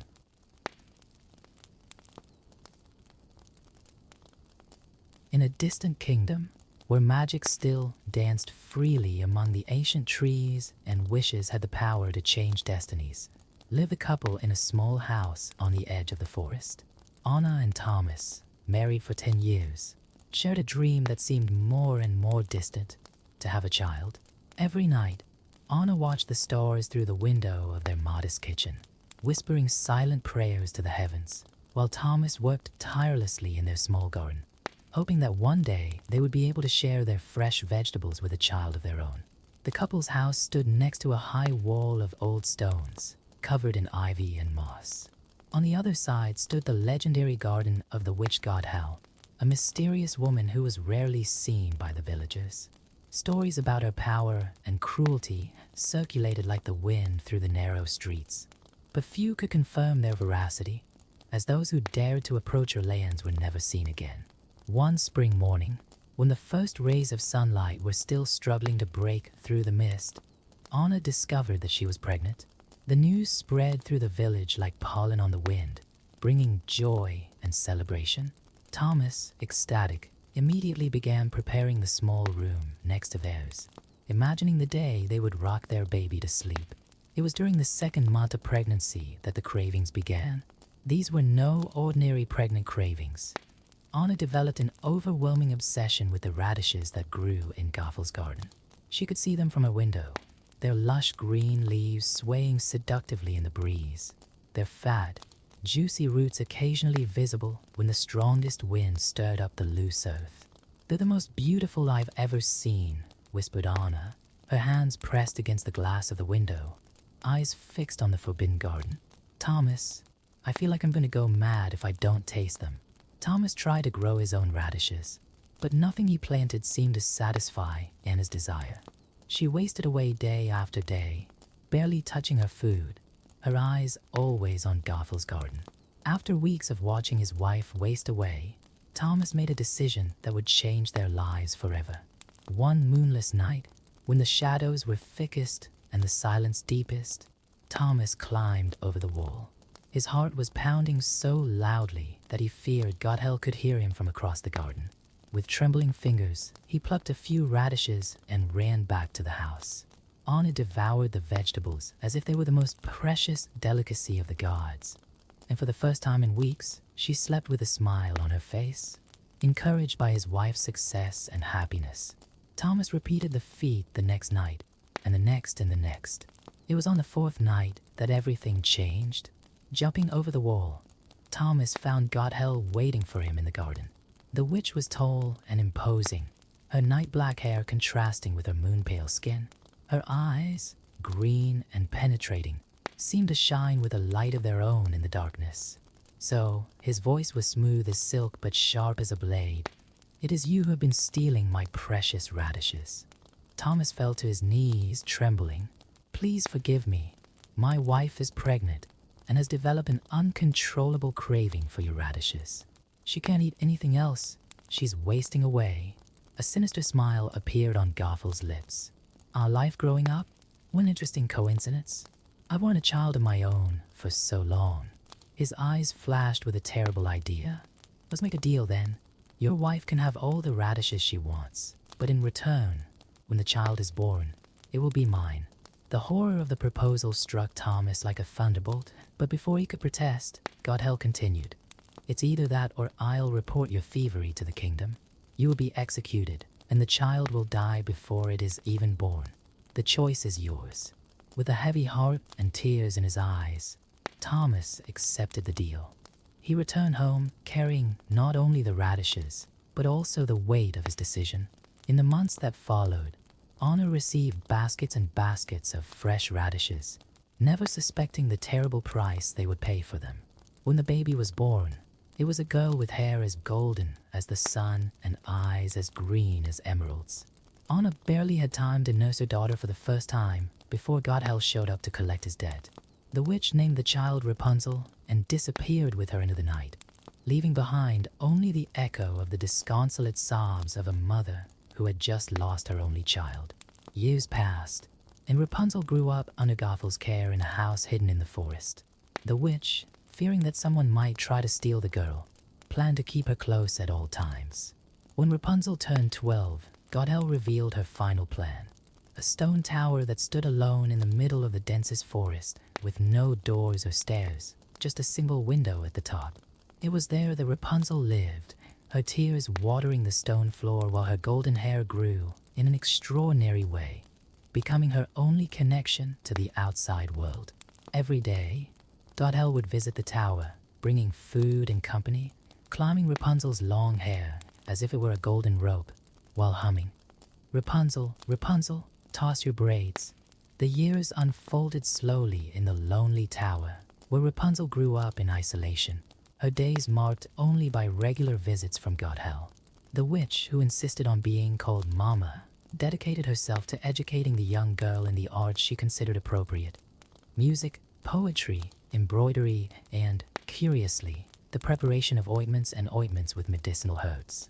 Rapunzel's hair, golden like rays of sunshine, continued to grow in an extraordinary way, reaching over 20 meters in length. Every morning, she spent hours combing it, watching it shine in the sunlight that came through the only window in her prison. During these solitary hours, she sang to herself, her crystalline voice echoing through the forest, attracting birds that became her only friends apart from God-Hell. In her moments of solitude, Rapunzel developed an insatiable curiosity for the world beyond her window. She took advantage of every visit from God-Hell to ask questions about life outside, about the people she occasionally saw passing in the distance, about the mysterious lights that floated in the sky on her birthday. The witch, however, always responded with warnings about the dangers of the outside world. "The world is full of cruel people, my flower," God-Hell would say, stroking Rapunzel's golden hair. "Here you are safe. Here no one can hurt you or steal your special gift." Rapunzel never fully understood what gift God-Hell was referring to, but she did notice something different about her hair. When she sang an ancient melody that the witch had taught her, they gave off a soft golden glow, and God-Hell looked younger and more vigorous after brushing them. It was a mystery that the young girl kept in her heart, along with her dreams of freedom. To fill her days, Rapunzel developed various talents. As well as singing, she learned to paint using paints that God-Hell brought her. The walls of her tower became a living canvas, filled with images of the world she imagined existed beyond her window. Verdant forests, crystal clear lakes, bustling cities, and, above all, the mysterious floating lights that appeared once a year. One afternoon, while painting another of her visions of the outside world, Rapunzel noticed something different in the forest below. A group of travelers passed near the tower, their laughter and chatter reaching her like music. Hiding behind the curtain, she watched fascinated as they interacted with each other, their faces lighting up with genuine smiles. Something so different from Garfield's calculated smiles. What would it be like, she thought, to be part of that world? At night, lying in her bed, Rapunzel began to question her situation more intensely. Why did she need to be locked up? Why was God-Hell the only person who could visit her? And why did her hair always have to stay so long? Her doubts grew like vines in her heart, but the fear cultivated by years of Garfield's warnings prevented her from taking action. The witch had painted such a terrifying picture of the outside world that Rapunzel felt torn between her desire for freedom and the terror of the unknown. In her 17 years, Rapunzel developed a routine to keep her sane. She woke up at sunrise, fed her little chameleon Pascal, an unexpected gift she had found in her window one day and managed to hide from God-Hell, and began her daily chores. She cleaned the tower, combed her long hair, prepared her own breakfast with the supplies God-Hell had brought, and devoted herself to her various artistic activities. Between one activity and another, she dreamed. He dreamed of the feel of the grass under his bare feet, of the coolness of a stream on his skin, of the wind blowing freely across his face. But most of all, she dreamed of discovering the meaning of the floating lights that appeared in the sky every year on her birthday. God-Hell insisted that they were just stars, but Rapunzel knew that wasn't true. She had studied the stars for years, knew their positions, their movements. The lights were different. They appeared only once a year. They moved differently, and they seemed to call to her, as if they were keeping a secret about her very existence. As her 18th birthday approached, Rapunzel began to feel a growing restlessness. Something inside her told her that it was time for a change, that she couldn't spend the rest of her life watching the world through a window. But how could she convince God-Hell to let her leave? Even for a day, the answer to her prayers would come in an unexpected way, brought by a visitor who would change her destiny forever. But for now, Rapunzel continued with her daily routine, singing to the birds, painting her dreams on the walls, and waiting for the moment when her real life would begin. Pascal, her little green confidant, watched the changes in his friend's behavior with attentive eyes. The chameleon seemed to understand that something important was about to happen, something that would transform not only Rapunzel's life, but the entire kingdom that she didn't even know existed. The morning began like so many others in the lonely tower. Rapunzel woke up to the first rays of sunlight and began her daily routine, humming softly as Pascal watched her from the windowsill. However, something in the air seemed different, as if fate itself was about to knock on her door, or rather her window. The sound of horses' hooves echoed through the forest, something unusual in such an isolated region. Rapunzel, curious, cautiously approached the window, hiding behind the curtain. A young man on a magnificent white horse was galloping through the trees, apparently running away from something. His movements were agile and precise, but his expression showed concern. The rider, who Rapunzel would later discover was called Flynn Rider, seemed to be looking for a hiding place. His pursuers, royal guards on dark horses, were fast approaching. In a moment of desperation, Flynn spotted the lone tower and without hesitation began to climb it, using the old stones for support. Rapunzel, who had never interacted with anyone other than God Hell, panicked. Her first instinct was to hide, but something inside her, perhaps the same restlessness she had been feeling, made her stay put. When Flynn finally reached the window, he was greeted by a sharp blow from the frying pan that knocked him unconscious. "Pascal, what have I done?" whispered Rapunzel, looking alternately at her chameleon friend and the fated stranger on the floor. The little reptile turned an alarmed shade of red, indicating his concern. Her heart racing, Rapunzel examined the unconscious visitor. She had never seen a man so closely before, and something about him intrigued her. He didn't look at all like the terrible monsters that God Hell described in his stories about the outside world. On the contrary, he had harmonious features and was dressed elegantly, although his clothes were a little dirty from the run. As she watched him, she noticed something shiny falling out of his bag, a delicate crown set with jewels that sparkled in the sunlight.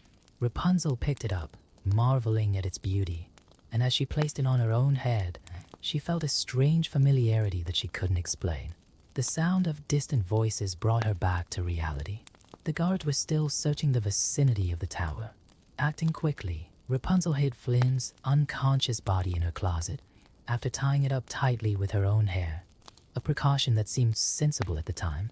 "Rapunzel, let me up, my flower." Garfel's voice echoed from outside, making the young woman's heart leap. With frantic movements, she hid the crown in a ceramic vase and ran to the window. During Garfel's visit, Rapunzel could barely concentrate. Her mind was torn between the man hiding in her closet and the possibilities his presence represented. When she finally managed to get rid of God Hell, who left for a 3-day trip in search of rare herbs, Rapunzel turned her attention to her prisoner. Flynn woke up confused and frightened, especially when he realized that he was bound by impossibly long golden hair. His expression of astonishment on seeing Rapunzel for the first time was something she would never forget, a mixture of admiration and incredulity. "Where's the crown?" were his first words, revealing more about his character than he had intended. "It's hidden where you'll never find it," Rapunzel replied with more confidence than she really felt. Then, mustering all her courage, she made a proposal that would change their lives forever. "I want to make a deal with you, Flynn Rider." The thief raised an eyebrow, puzzled. "How do you know my name?" "I heard the guards shouting." "Listen, I want you to take me to see the floating lights that appear in the sky on my birthday. In return, I'll give you back your crown." Flynn tried to argue, to explain that they were the lanterns of the royal festival, not mysterious lights, but Rapunzel was determined. After much negotiation, threats with the frying pan, and a few demonstrations of the magical power of her hair, which she accidentally revealed by healing a cut on Flynn's hand, they reached an agreement. The prospect of finally realizing her dream made Rapunzel's heart beat faster. As she prepared a small bag with the essentials for the journey, she chatted excitedly with Pascal about her first adventure. "Just imagine, Pascal, I'm finally going to find out what those lights are. And who knows?" She hesitated, looking at her reflection in the mirror, the memory of the crown on her head still vivid in her mind. "Maybe I'll find out more about myself." Flynn watched her animation with a mixture of amusement and curiosity. There was something special about that girl with the magical hair, something that went beyond her beauty or her extraordinary powers. She had an innocence and enthusiasm for life that he had long since lost in his adventures as a thief. The moment Rapunzel finally put her bare feet on the grass for the first time, the world seemed to stop. The sensations were overwhelming. The smell of the damp earth, the soft texture under her feet, the breeze caressing her face. She alternated between giggles of pure joy and moments of deep regret, questioning her decision to leave the safety of her tower. Flynn, observing her reactions, began to feel something change inside him. The mission that had initially been just a means of recovering the stolen crown was beginning to turn into something more meaningful. There was something about the way Rapunzel saw the world, with such new and amazed eyes, that made him question his own life choices. As they walked away from the tower, neither of them realized they were being watched. Between the shadows of the trees, a pair of eyes followed their every move, and a plan began to form in the depths of a vengeful mind. Rapunzel's adventure was just beginning, and it would be far more dangerous than she could have imagined. The journey through the forest proved to be a life-changing experience for Rapunzel. Each new discovery provoked reactions of pure enchantment, from the sweet taste of wild fruit to the reflection of the sun in the crystal-clear waters of a stream. Flynn, for his part, found himself increasingly fascinated by the way his traveling companion saw the world through such pure and amazed eyes. During a rest stop, sitting by a small lake, Rapunzel decided to share more about her life in the tower. "You know, Flynn, Godel always told me that the outside world was dangerous and cruel, but so far I've only found beauty and kindness," she commented while absent-mindedly playing with a wildflower. Flynn felt a pang of guilt when he heard those words. After all, he was a thief, precisely the kind of person Godel had warned Rapunzel about. Yet something was changing inside him. Every genuine smile from Rapunzel, every moment of shared discovery, caused his old values to begin to dissolve. "It's not all that simple, Rapunzel," he replied, choosing his words carefully. "The world has its real dangers, but it also has its magic. I think the key is to learn how to navigate between the two." As they talked, Pascal, the ever-attentive chameleon, noticed suspicious movements among the trees. The little reptile quickly changed to an alert orange hue, drawing Rapunzel's attention. Not far away, the royal guards were still searching for Flynn and the stolen crown. With agility acquired from years of escapes, Flynn guided Rapunzel along an alternative path, their hands naturally intertwined as they ran between the trees. Rapunzel's long golden hair, while making escape difficult, proved useful at various times, serving as a rope to cross ravines or as improvised camouflage. Afternoon was beginning to fall when they reached a small tavern on the edge of the forest, the Naughty Duckling. Flynn hesitated for a moment, knowing the reputation of the place well, but they didn't have many options for shelter. To his surprise, what began as a potentially dangerous situation turned into one of the most memorable experiences of the trip. The tavern goers, despite their rough appearance, were completely captivated by Rapunzel's sincerity and enthusiasm. Before long, muscular thugs were singing about their secret dreams of becoming pianists, dressmakers, and collectors of ceramic unicorns. The young woman discovered that appearances really could be deceiving, and that there was goodness in the most unlikely places. During the evening in the tavern, Flynn watched Rapunzel with a new eye.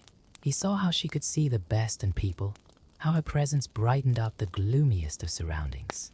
For the first time in a long time, he began to question his own life choices and the path he had taken so far. However, the momentary peace was interrupted by the unexpected arrival of the royal guards. The tavern's customers, now unlikely allies, helped the couple escape through a secret passage at the back of the establishment.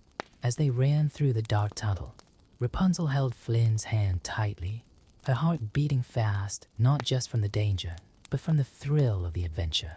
"Flynn," she whispered as they walked through the damp tunnel. "What's her real name?" The question took him by surprise. After a moment's hesitation, he answered softly, Eugene Fitzherbert. Eugene." Rapunzel repeated the name fondly, and for the first time in years, he didn't feel ashamed of his true identity.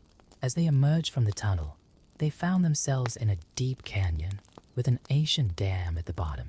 The sun was beginning to rise, painting the sky in shades of pink and orange. The beauty of the moment was interrupted by the sound of horses' hooves and altered voices. The guards had found another route. In a moment of tension, they found themselves trapped between the royal guards and a group of bandits, who were also chasing Flynn for the stolen crown. It was at this critical moment that Rapunzel demonstrated all her ingenuity, using her magical hair in ways that even she herself didn't know were possible, as a rope, a whip, a safety net. During their frantic escape across the dam, something definitely changed between them. When Flynn chose to save Rapunzel rather than retrieve the crown that had fallen, they both realized that their hearts had found something more valuable than any royal treasure. Drenched and exhausted, but alive, they found refuge in a small clearing near a stream. As they dried their clothes by a makeshift fire, a new intimacy grew between them. Rapunzel shared more about her life in the tower, her moments of solitude, and her dreams of freedom. Eugene, for his part, shared stories of his childhood in the orphanage and how he became Flynn Rider. What neither of them knew was that not far away, Hel had discovered Rapunzel's escape. The witch, consumed by rage and the fear of losing her source of eternal youth, was plotting a sinister plan to recover her precious flower. The shadows of the coming night held secrets that would soon change the fate of everyone involved in this story. As the stars began to dot the night sky, Eugene and Rapunzel sat by the fire, their hands occasionally touching, their hearts beating to a new rhythm. Pascal watched everything with his attentive eyes, changing to a rosy hue that reflected the romantic moment unfolding before him. Dawn brought with it the promise of the big day. Finally, Rapunzel would see the floating lights she had dreamed of. Eugene noticed how she could barely contain her excitement as they approached the city. Her green eyes shone with an intensity that rivaled the sun itself, as she absorbed every new detail of the urban environment that unfolded before her. The city was celebrating its annual Lantern Festival in memory of the lost princess. Colorful banners decorated the cobbled streets, musicians played on every corner, and children danced to the sound of joyful melodies. Rapunzel, completely enchanted, dragged Eugene from stall to stall, trying sweets, admiring handicrafts, and taking part in folk dances. During a dance in the main square, Eugene couldn't take his eyes off her. Her golden hair, now expertly braided with colorful flowers by a group of local girls, shone in the sunlight. Her smile lit up the whole room, and her joy was contagious. It was at that moment that Eugene realized he was hopelessly in love. Meanwhile, in the shadows of the alleyways, Hel watched her flower with a mixture of anger and determination. The witch had arrived in the city following the clues left by the pair, and was now planning her next move. She noticed how Rapunzel looked at Eugene, recognizing the nascent love in his eyes, a love that threatened to destroy everything Hel had built over the years. As the day progressed, Eugene surprised Rapunzel with a small boat. To get the best view of the lanterns, he explained, helping her aboard. The sun was beginning to set, painting the sky in shades of orange and pink as they rowed out into the middle of the lake that surrounded the castle. Eugene, Rapunzel whispered, her fingers playing nervously with a lock of hair. What if it's not everything I dreamed? What if it's exactly as I dreamed? What do I do then? He held her hands gently, his eyes meeting hers. Then you find a new dream, he replied with a gentle smile. The moment was interrupted by the first glow in the sky. The first lantern, released from the castle by the king and queen, rose alone in the night. Soon, thousands of other lanterns began to float around the city, creating a spectacle of light that reflected off the calm waters of the lake. Rapunzel was amazed, her eyes reflecting the golden glow of the lanterns. Eugene had prepared 2 lanterns for them, and together they released them into the sky, watching them dance among the others. The moment was magical, intimate, perfect. It was then that Eugene made a decision that would change everything. He took the crown out of his bag and presented it to Rapunzel.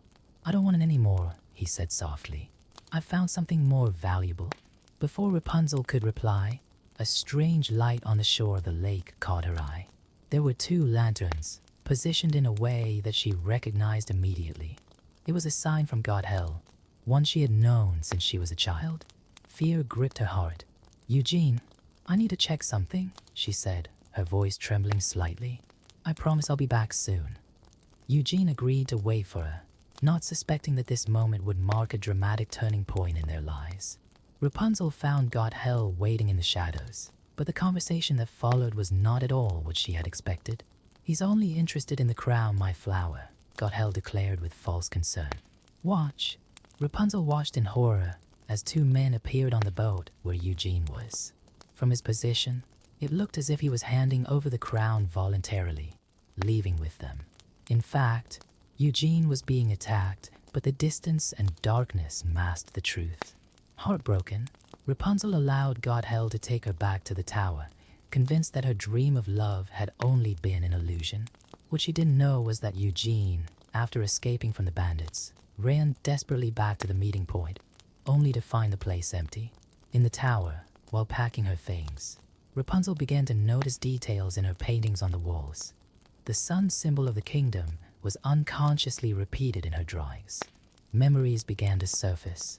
The sun mobile over her cradle, the kind faces of the king and queen, the familiar sensation of trying on the crown. The revelation struck her like a thunderbolt. She was the lost princess. At the moment of this discovery, Eugene was climbing the tower, having finally found his way back. But Gothel was prepared. When he entered through the window, he was greeted not by Rapunzel, but by a dagger that seriously wounded him. "Eugene," Rapunzel shouted, running towards him, but Gothel held her firmly. "Now, do you see what the outside world brings? Only pain and suffering," Gothel declared coldly. "But we can avoid that. Let me use your hair to heal you, and promise to stay with me forever." Eugene, gathering his last strength, approached Rapunzel. "Don't let it happen," he whispered. With a quick, decisive movement, he cut the long golden hair with a piece of broken glass. The hair turned brown, losing its magical power. Gothel, aging rapidly without the magic that kept her young, staggered backwards in panic, tripping and falling through the tower window. Rapunzel held Eugene in her arms, tears falling down her face. One last tear, still containing a remnant of magic, fell on the wound, miraculously healing it. True love had proved to be the most powerful magic of all. Days later, Rapunzel returned to the castle as the lost princess, reunited with her real parents amid celebrations and tears of joy. Eugene was forgiven for his past crimes, and together they began a new life, a life of love, adventure, and freedom. And so, the girl who dreamed of floating lights discovered that her true destiny was far greater than she had ever imagined.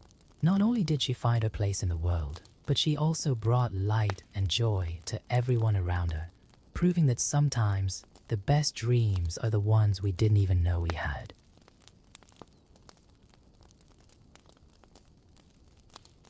On an autumn morning, when the golden leaves danced gently in the wind, Cinderella woke up before the first ray of sunlight had even touched the windows of the Tremaine mansion. Her blue eyes, although tired, still held that special sparkle that not even years of hard work could erase. His blonde hair, tied back in a simple ponytail, framed a face that, despite its youth, already knew the weight of responsibility all too well. The mansion, once a place of joy and love when her parents were still alive, was now like a gilded prison. The long, ornate corridors, which had once echoed with laughter and music, now only conveyed the sound of her stepmother Lady Tremaine's impatient heels and her stepsisters Anastasia and Drizella's off-key screams. Cinderella clearly remembered the day her father brought Lady Tremaine and her daughters to live with them. At the time, only 8 years old, she believed she would finally have the family she had dreamed of since her mother's death. Her father, a prosperous merchant, was overjoyed at the idea of giving his beloved daughter a new mother. But fate had other plans, and less than a year later, he left on a business trip from which he never returned. It was then that Lady Tremaine's true nature revealed itself. In a matter of days, Cinderella was removed from her luxurious bedroom on the second floor and relegated to the cold, dusty attic. Her beautiful dresses were replaced by rags, and her jewels, inherited from her mother, mysteriously disappeared. From a beloved daughter, she became a servant in her own home. Now, 10 years later, at the age of 18, Cinderella had developed a meticulous routine to survive the endless days of work. She began her journey by feeding the chickens in the backyard, where at least she could talk to her only real friends, the little mice Jack and Gus, as well as various birds who always appear to keep her company. "Good morning, my little friends," she whispered as she scattered corn around the chicken coop. Jack, the smartest and skinniest mouse, always replied with a cheerful "Good morning, Cinderella," in his squeaky voice, while Gus, the chubbiest and greediest mouse, was already busy trying to steal some grain for himself. The sun had barely risen when the cries began. "Cinderella, my breakfast?" It was Anastasia, her voice shrill. "Cinderella, where are my clean clothes?" This time it was Drizella, no less annoying. And finally, Lady Tremaine's cold, calculated command. "Cinderella, come at once." With agile and silent steps, learned after years of practice, she went up and down the stairs of the mansion, balancing trays, carrying clean clothes, and answering the impossible commands of her half-sisters. Anastasia, with her red hair and pointed face, demanded that her coffee was just the right temperature. Drizella, brunette and always grumpy, complained about the way her ribbons had been ironed. Lady Tremaine watched everything with her feline eyes, sitting in her favorite armchair, stroking her fat, evil cat Lucifer. The animal, black as night, seemed to share his owner's cruelty, always chasing Cinderella's little friends and creating situations in which she would be reprimanded. Even in the midst of such contempt, Cinderella kept the memory of happy days alive in her heart. Sometimes, when she had finished her chores late at night, she would go up to the attic and sit by the round window, watching the royal castle shining in the distance. In his chest, a small flame of hope never went out, fueled by the stories his father used to tell him about love, courage, and magic. It was during one of these nights of contemplation that a royal herald passed through the streets of the kingdom, announcing news that would change everyone's destiny forever. The king had decided to hold a grand ball, where his son, Prince Christopher, would choose his future wife. All the young women in the kingdom were invited, regardless of their social standing. The news spread like wildfire through the Tremaine mansion. Anastasia and Drizella went into a frenzy of preparations, while Lady Tremaine saw this as the perfect opportunity to ensure that one of her daughters would become the future queen. Cinderella, hiding behind a curtain as she dusted the furniture, felt her heart race at the prospect of attending a festival for the first time in years. Gathering up all her courage, she approached Lady Tremaine that very evening. "Stepmother, the invitation goes out to all the young ladies of the kingdom. I too am a young lady of the realm." Lady Tremaine, with a smile that didn't reach her eyes, replied with false sweetness, "Yes, dear, you're right. If you can finish all your chores and find something suitable to wear, I don't see why you can't go." Cinderella could hardly believe her ears. She ran up to the attic, where she kept her most precious treasure, a dress that had belonged to her mother. It was a little old-fashioned and would need a few adjustments, but with the help of her little friends, who were already offering to search the house for ribbons and buttons, she knew she could turn it into something special. What Cinderella didn't know was that that night would only mark the beginning of an extraordinary journey, where magic, love, and courage would intertwine to change not only her destiny, but that of the entire kingdom. On the horizon, a fairy godmother was already watching intently, waiting for the right moment to enter the scene and help that special young girl find her true path to happiness. In the days following the announcement of the royal ball, the Tremaine mansion turned into chaos. Anastasia and Drizella ran around, demanding that Cinderella alter dresses, adjust bows, and create ever more elaborate hairstyles. Their attempts to look elegant often resulted in comic disasters that only Cinderella could discreetly solve. During the evenings, after finishing her daily chores, Cinderella worked tirelessly on her own dress. Jack and Gus, along with other mice, had managed to find lost pearls under the furniture, forgotten ribbons in drawers, and even a beautiful pink fabric that Drizella had discarded after one of her usual fits of rage. "Cinderella, look what we've found," exclaimed Jack one evening, dragging along a blue satin bow that would perfectly complement the dress. Cinderella couldn't hold back her tears of gratitude when she saw the efforts of her little friends. Lady Tremaine, noticing Cinderella's discreet enthusiasm, deliberately increased her daily chores. "Oh dear," she said with false concern. "The curtains in the music room need to be washed again. And don't forget to polish all the silverware. The floor of the main hall is also in need of a good scrubbing." Even so, Cinderella was not discouraged. As she mopped the floor, she hummed softly, imagining herself dancing in the castle ballroom. Her movements with the mop turned into waltz steps, and for a few magical moments, she allowed herself to dream of a different life. One day, while cleaning the attic, Cinderella found an old book of fairy tales that had belonged to her mother. The yellowed pages contained stories about princesses, fairy godmothers, and happy endings. One illustration in particular caught her eye: a young girl in a beautiful ball gown, dancing with a prince. Something in that image lit an even bigger flame of hope in her heart. "You know, Jack," she confided to the little mouse while sewing by candlelight, "sometimes I think my mother is watching me from somewhere, hoping I don't lose faith. She always said that kindness is the greatest magic there is." The days passed quickly and the ball was approaching. The whole town was abuzz with preparations.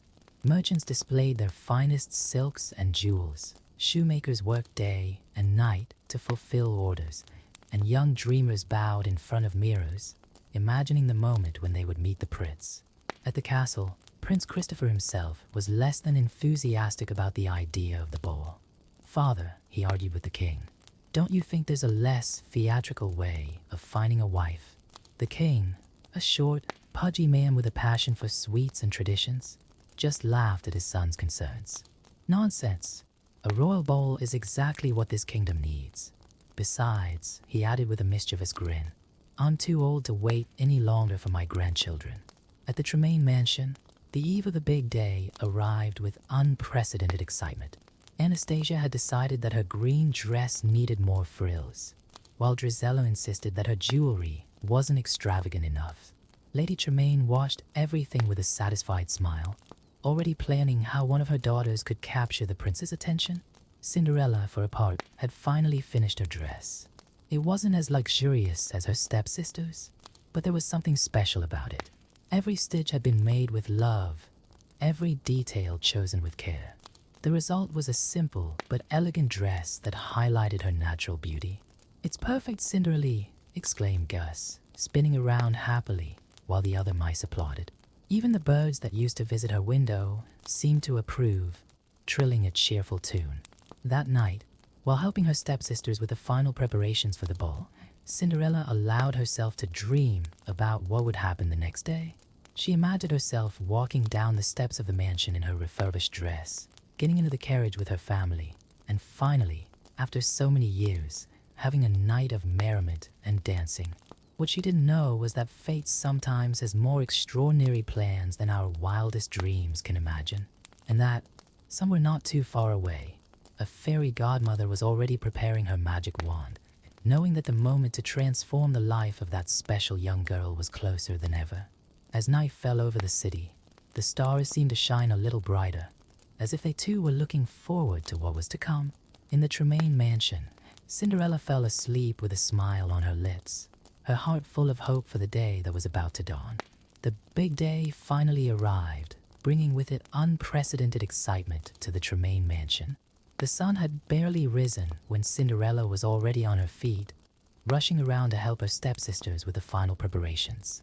Anastasia demanded that her curls be perfectly styled, while Drizella kept complaining that her dress needed more adjustments. "Cinderella, where's my pearl necklace?" cried Anastasia from the top of the stairs. "Cinderella, my shoes are tight," cried Drizella from her bedroom. The young girl rushed to answer all the calls, keeping a serene smile on her face, because she knew that in a few hours it would be her turn to get ready for the ball. In between tasks, Cinderella discreetly went up to the attic to admire her refurbished dress, now hanging behind a screen.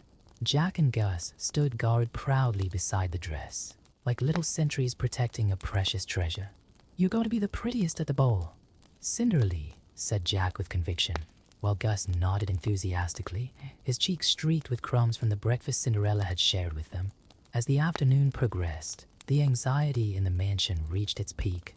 Lady Tremaine oversaw every detail of her daughter's preparations with an eagle eye, ensuring that nothing was out of place.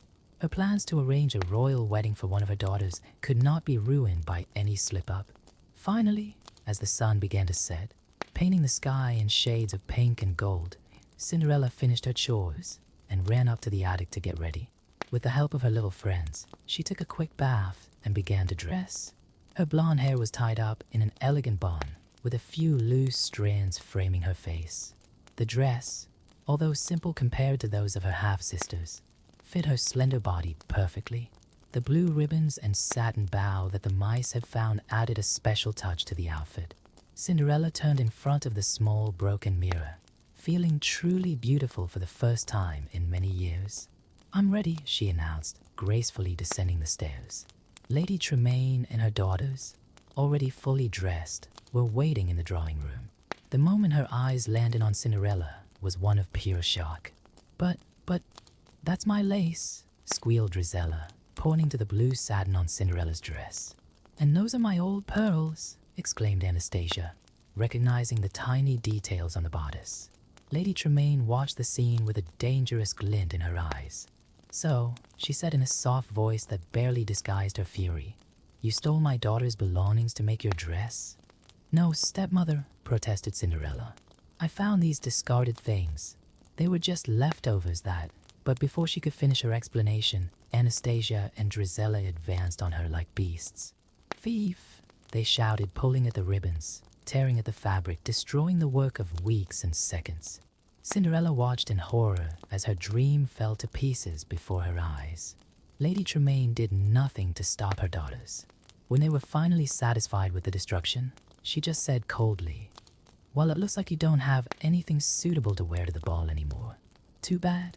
Come on, girls, the carriage is waiting for us." With a cruel smile, she led Anastasia and Drizella out of the mansion, leaving Cinderella alone amidst the wreckage of her dress and her dreams. The tears she had held back for so long finally began to fall. Running to the back garden, Cinderella threw herself onto a stone bench, sobbing uncontrollably. Her little friends followed her, trying to offer consolation, but for the first time, their presence wasn't enough to ease her pain. "I was foolish to think I could go to the ball," she whispered through her tears. "I was foolish to believe that something magical could happen to me."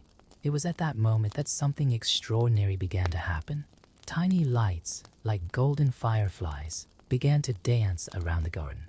The air seemed to become lighter, more sparkling, and a sweet, motherly voice sounded close to Cinderella. "Don't cry, dear. All magic begins with a tear of hope."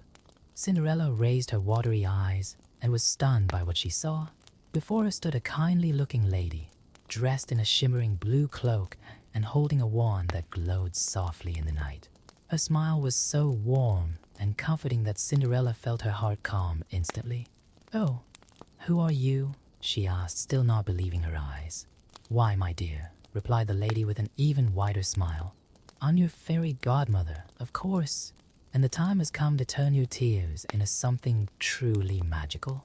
The fairy godmother raised her glittering wand and, with one smooth movement, began to chant the magic words, "Bibbidi-bobbidi-boo." The whole garden filled with golden light, and tiny magical sparks danced in the night air. Cinderella watched in amazement as her fairy godmother began to work her magic. "First," said the fairy with a playful smile, "we need a carriage fit for a princess." Her eyes roamed the garden until they found a large pumpkin. With another wave of her wand, the pumpkin began to grow and transform.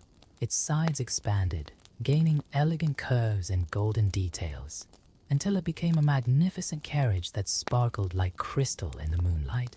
"Now we need horses," continued the fairy, with a few more graceful flicks of her wand, for Cinderella's mouse friends, including Jack and Gus, were transformed into majestic white horses.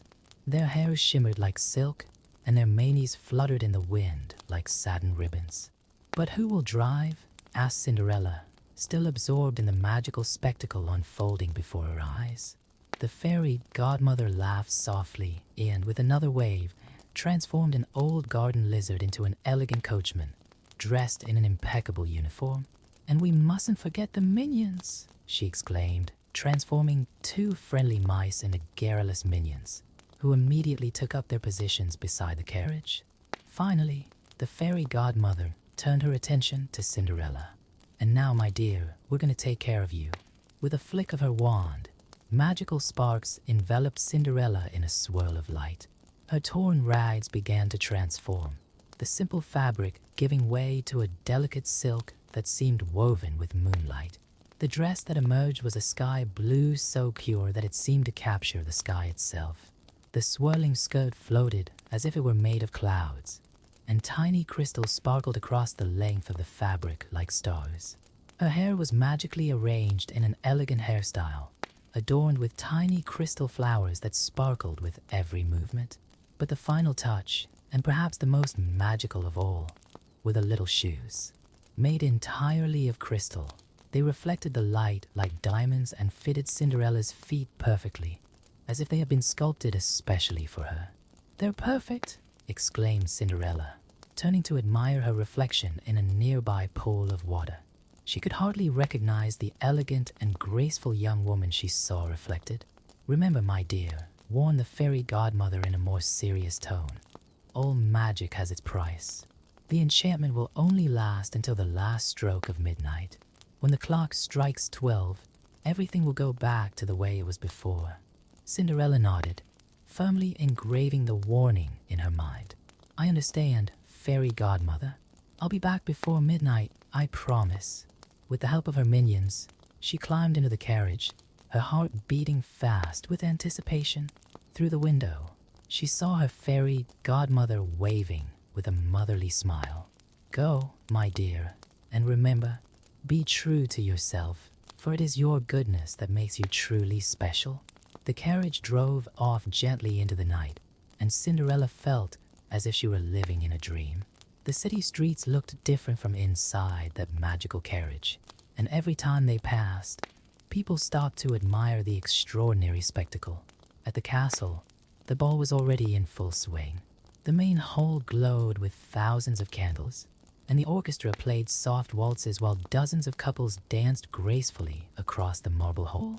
Prince Christopher, meanwhile, looked bored as he was introduced to an endless succession of young noble women. Lady Tremaine watched from a corner of the ballroom, proud to see Anastasia and Drizella trying to catch the prince's eye with their exaggerated movements and boisterous laughter. Other guests whispered and laughed discreetly at the sisters' clumsy attempts. It was at that moment that a murmur of admiration went through the hall. All eyes turned to the entrance, where an ethereal figure had just appeared. Cinderella, in her magical dress, was slowly descending the grand staircase, her little crystal shoes tinkling softly against the marble steps. Prince Christopher himself, who until then had shown complete disinterest in the ball, was immediately mesmerized by the sight. Without hesitation, he crossed the hall towards the mysterious newcomer, ignoring his father's whispered protests and Lady Tremaine's furious glances. "Excuse me," he said, bowing before Cinderella. "Would you do me the honor of this dance?" Cinderella, her heart pounding, bowed gracefully and accepted the prince's outstretched hand. The orchestra began a new waltz, and soon the two were dancing, lost in their own magical world. Their movements were so perfect and natural that it seemed as if they had been born to dance together. "I've never seen you before," commented the prince as they twirled around the ballroom. "I'm sure I'd remember." Cinderella smiled mysteriously, feeling more confident than she had ever been. "Perhaps some people aren't exactly as they seem at first glance, Your Highness." The prince laughed, charmed by her enigmatic response. "Please call me Christopher, and you are—" But before Cinderella could answer, the first chime of midnight echoed through the hall. Her heart froze as she realized that she was so engrossed in the dance that she had completely lost track of time. "Oh no," whispered Cinderella, her heart racing with every chime of the clock. "Forgive me, but I must go," she said to the prince, letting go of his arms and running toward the staircase. "Wait," called Christopher, trying to catch up with her. "I don't even know your name." Cinderella ran as fast as she could, her little crystal shoes echoing against the marble. In her haste, she didn't notice when one of them slipped off her foot on the way down the stairs. The prince, seeing the slippers shining in the candlelight, stopped to pick it up, losing precious seconds in the chase. The young woman reached her magical carriage just in time for the sixth chime. The horses, sensing the urgency of the moment, galloped swiftly through the city streets. With each new chime, Cinderella could feel the magic beginning to unravel. At the ninth stroke, the coachman and his minions began to tremble, their elegant forms oscillating between human and animal. On the 10th, the carriage began to lose its crystalline shine, orange spots appearing on its sides. With the 11th chime, Cinderella jumped out of the carriage, which was already beginning to shrink, and ran through the mansion garden. At the exact moment the 12th chime sounded, she was safe in her attic, wearing her rags again, but still with a crystal slipper on her foot, the only tangible proof that that magical night had not been just a dream. In the castle, Prince Christopher held the other slipper, determined to find his mysterious dancer. "Father," he declared to the king, who was watching the scene with a mixture of concern and amusement, "I will find the owner of this shoe even if I have to visit every house in the kingdom." The next morning, a royal decree was announced. The Grand Duke would visit every home in the kingdom, taking the little crystal shoe with him. The young woman whose foot fit the shoe perfectly would be recognized as the mysterious lady of the ball, and, if she so wished, could marry the prince. When Lady Tremaine heard the news, she locked Cinderella in the attic. "We can't risk this chance going to waste," she muttered to herself, keeping the key in her pocket. While Anastasia and Drizella frantically prepared for the Grand Duke's arrival, Jack and Gus, who had witnessed everything, worked tirelessly to steal the key from Lady Tremaine's pocket. It was a dangerous mission, especially with Lucifer always nearby, but they knew it was Cinderella's only chance. The Grand Duke arrived at the Tremaine mansion at precisely 3 in the afternoon. Anastasia was the first to try to put the shoe on, wriggling her toes and straining her foot in every possible way. Drizella was no more successful, going so far as to almost break the precious crystal in her desperate attempt. In the attic, Cinderella could hear all the commotion. Her heart was racing as Jack and Gus finally managed to hand her the key, after an exciting adventure that involved distracting Lucifer with an ingenious trap. "Are there any other young ladies in this house?" asked the Grand Duke, preparing to leave. "Me," called out Cinderella, descending the stairs with grace, even in her simple attire. "I'd like to try on the shoe if I may." Lady Tremaine tried to interfere, "But she's only a maid." But the royal decree was clear. Every young girl should have her chance. Cinderella sat down in the chair, and before the Grand Duke could even approach the shoe, she pulled out her identical pair from her pocket. The hall filled with exclamations of surprise when she put on both shoes, which fitted perfectly. At that moment, her fairy godmother appeared in a swirl of magical light. With a wave of her wand, she transformed Cinderella's simple clothes into the same dazzling dress from the night of the ball. "That's her," exclaimed the Grand Duke. The mysterious lady of the ball, Prince Christopher, who had insisted on personally accompanying some of the visitors, rushed into the mansion when he heard the commotion.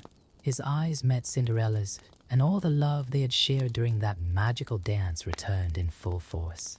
"I knew I'd find you," he said, taking her hands in his. "But now I need to know, what is your name?"